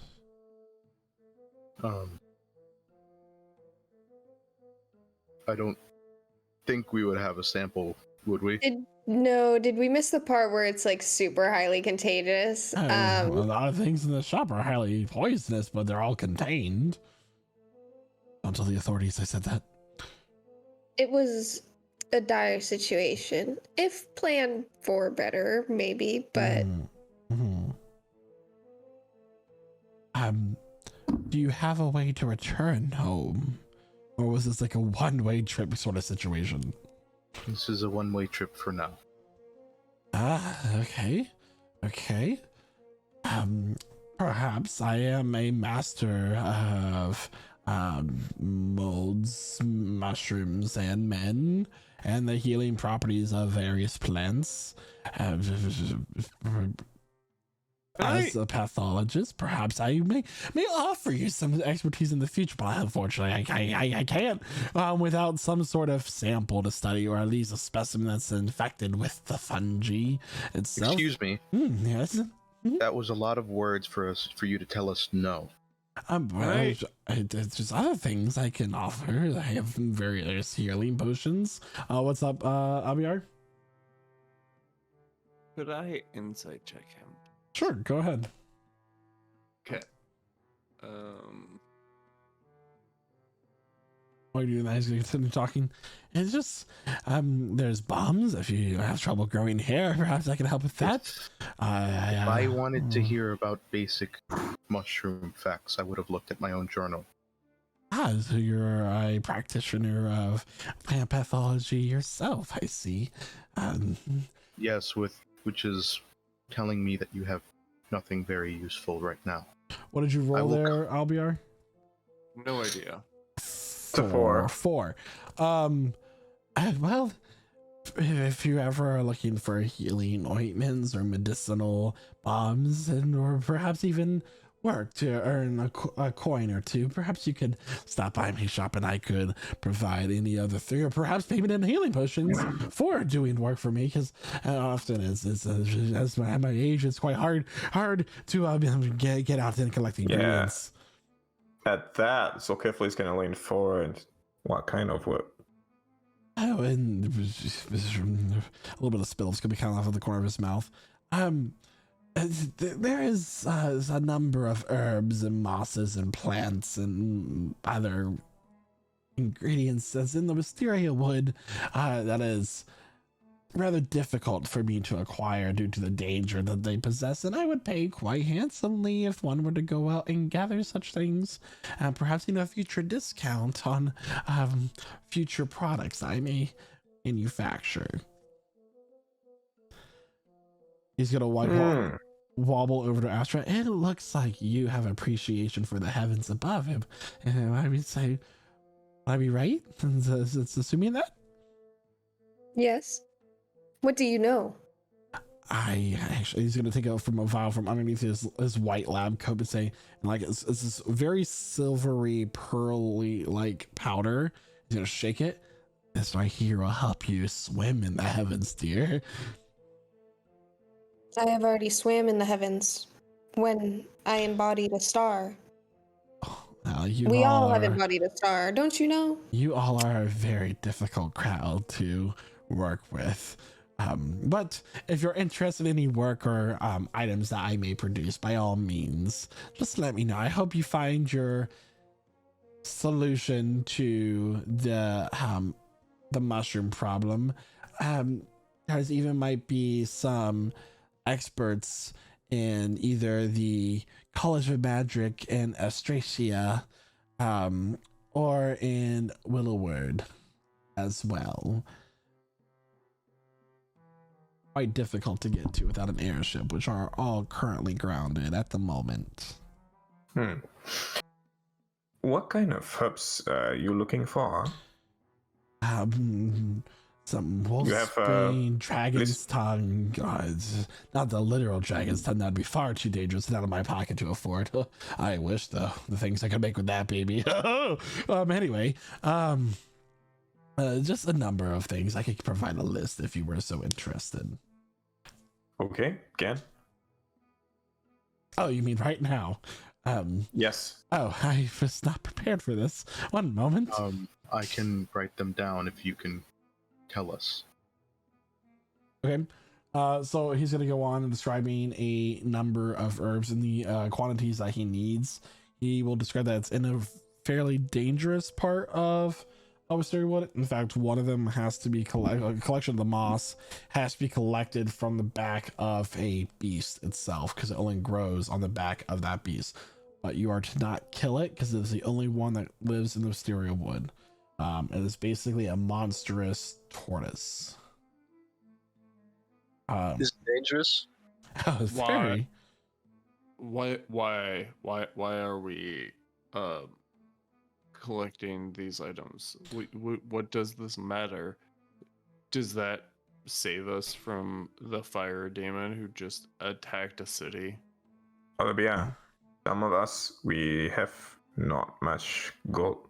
We need some work, and maybe someone who can help sell something, potion, anything like that. I'm looking around as well at the shop, because Kifley's mind is racing, and he's looking for any sign of ingredients that might be useful for the production of certain alchemical things, like maybe some flash powders, things that might give off smoke if ignited, acid, Something that might be able to ignite into something like alchemist's fire or anything like that. Oh yeah, he definitely has stuff like that. This man is loaded all types of alchemical mixtures and Yeah. vials and substances.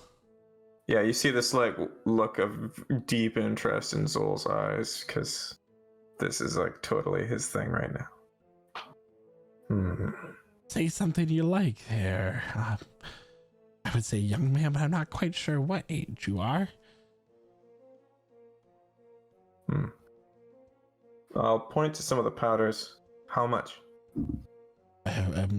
For this, he's gonna hold up just a vial with like this swirling smoke in it. Throw this down, and you'll create a cloud of black smoke temporarily, of course, and it's a one-time use. Perfect for getaways and other sorts of sneaky acts. But I would sell it to you for just 25 gold. I'll narrow my eyes and. How much for the ingredients? I can make myself. If you're able to make it yourself, I would part with the ingredients for one. If you have an herbalist kit, I guess it wouldn't take that much more. Perhaps 100 gold. I'll even throw the herbalist kit in for 125. This one cannot. Amanda, next time. If you collect those herbs for me in their entirety, I will include this vial for free and some of this. I'm gonna take another vial and it's gonna shake it. It's all this white powder. He goes, this powder here will make you invisible for an hour in a group too, along with 300 gold.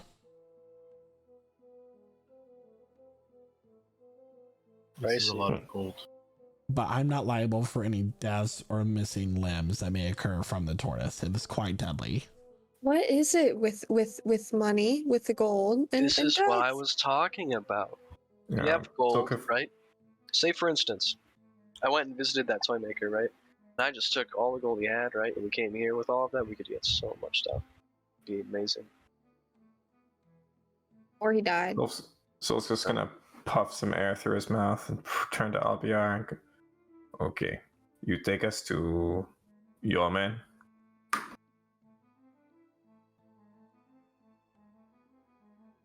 I mean, I don't know what you mean by my man. My Your temple. Your temple. Oh. Yeah, let's go. Cool. So as you all leave Professor Glumcraven's Healing Haven and head towards Oh. As everyone else is leading, I'm gonna turn back toward the professor and be like, with all your knowledge of herbs and everything, do you know anything about the Iverdale Forest? What is it you want to know? I'm looking for people. How are you now? And what do these people have for interest for you? Well, let's just say it's there's some people I need to pay a visit to. I was wondering, trying to find information on anybody. You're being awfully vague. Perhaps we could talk about more in just a moment. Perhaps next week, because that's what our next session is gonna be. Damn. So everybody, next session will be next week at 8 p.m. Eastern Standard Time as we continue our story here at Prestige Encounters Campaign 2 Session 2. It's going to be absolutely amazing. I can't wait to see you all here. Typically at this point in the campaign, we thank everyone and pass it from one to another. However, I just want to have a quick little group thing here where we're discussing like how amazing all of this art looks for each of our characters. And Wow. You'll love to see it. by the way, guys, this is all of the character art is outside the people that it related to were complete surprises by the whole cast, and True. it's been so hard for me to keep it as a secret because I'm terrible at that. So To be fair, Jaden's is the most off the wall, and I think that might have been the only one that I have been spoiled. it is amazing, and all this character art looks super good, and I just want to say congratulations to Jeremiah, aka Aspen, who made all the line art for all these characters and really brought them to life, along with Starving Artist who did all the coloring for them. Just that team effort, it really stepped up the campaign, and you guys did an absolutely fantastic job, along with everybody who put work in since December to bring the production of this campaign to you so far. So Thank you so much. Without further ado, I would like to first and foremost thank Astra, our Circle of Stars druid, aka Chloe, for tuning in tonight. Yes, this was so exciting. It feels really weird to play a character that is not my last one, but I'm very, very, very excited for the new challenge and to learn a new character. I don't know how to play a druid at all, so it's gonna be learning. We're level 3. Astra doesn't know how to do druid either. It's okay, besties. Lots of fun. So yeah, I have very high hopes, and I'm gonna go ahead and pass it over to Albert. I know you're human. You know you have an oath. Yeah, I'm a Human Paladin? Human paladin. There you go. I wanted to make sure I had that one right. Thank you. Played by. By Tyler. Hey. Tyler. I know that one. Yo, Chloe, thanks. Honestly, there's no wrong way to play a druid. You could play them so many different ways, and Circle of Stars is very fun. So I'm excited to watch you do that, because that's like the polar opposite of what you did in the last campaign. Also, guys, I fucking I had to turn my camera off and cry for a little bit by myself. I don't know if you guys realize, because all of my backstory was killed today. Not all of my backstory. The second half of my backstory was killed today. So welcome to the rogue life. Yeah, You're a rogue now. well, no, but it was a bit fucking intense in the first half, and I'm very excited about where we go. And we've got another druid, Jeremiah, a spore druid. What do you think? Spore druid, Furbolg. What you got going, man?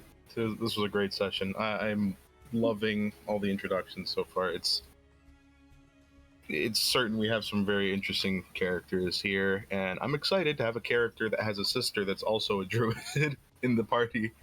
Yeah. It's a very interesting setup, and I'm so just hyped to keep on playing around with these characters, and I'm very excited to see what this new setting has to offer. And yeah, in that case, I'll hand it off to Hello. It's lovely to get to play Zulkifli after a very long time of him having lived in my head. I actually grew up in Malaysia, and when I speak as Zulkifli, I am speaking as I used to when I was a kid at school. It's been a very long road for me, and it's kind of nice to come back to something from my heritage. So yeah, that's what you're hearing. I hope I do it justice. But thank you so much for coming with us so far. I love that you're letting us explore part of you. I love it. Yep. I love it. Yep. Appreciate it. Yeah, and as always, I always love playing with this group, and I'm very happy that we get to start a new adventure together. And with that, Quentin, aka Cormac, tell us a little bit more about you and how you feel.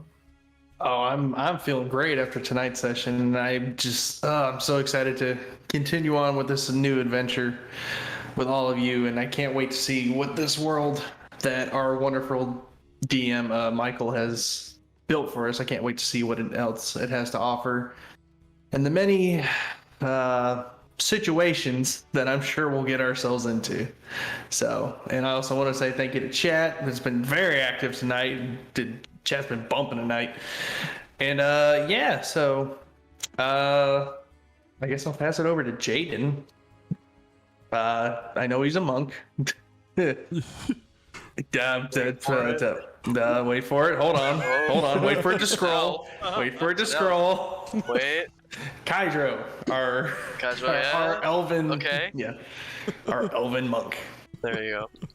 So, I want to start off by thanking the chatters.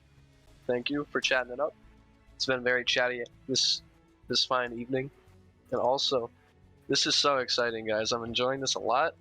New characters, new world. These characters are great. I'm enjoying mine right now. Very chatty right now. It's amazing, right? And look at this for the stream, right? Pretty sure I'm touching my art or something. This art's great. Okay? Wrong side. This is God, over there. It's so cool over here. Look at it. It's mirrored. Okay, it's flipped. It's different for me. It's not the same. To be fair, It's incredible. Is a nuts character. Yeah. It's very cool so far. I know. I So cannot wait. I cannot wait to explore it. So great coming up with this with Jaden. Oh my god, yeah.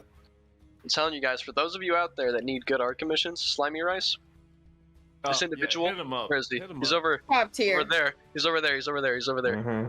This man, great art. Amazing. Yeah, Definitely.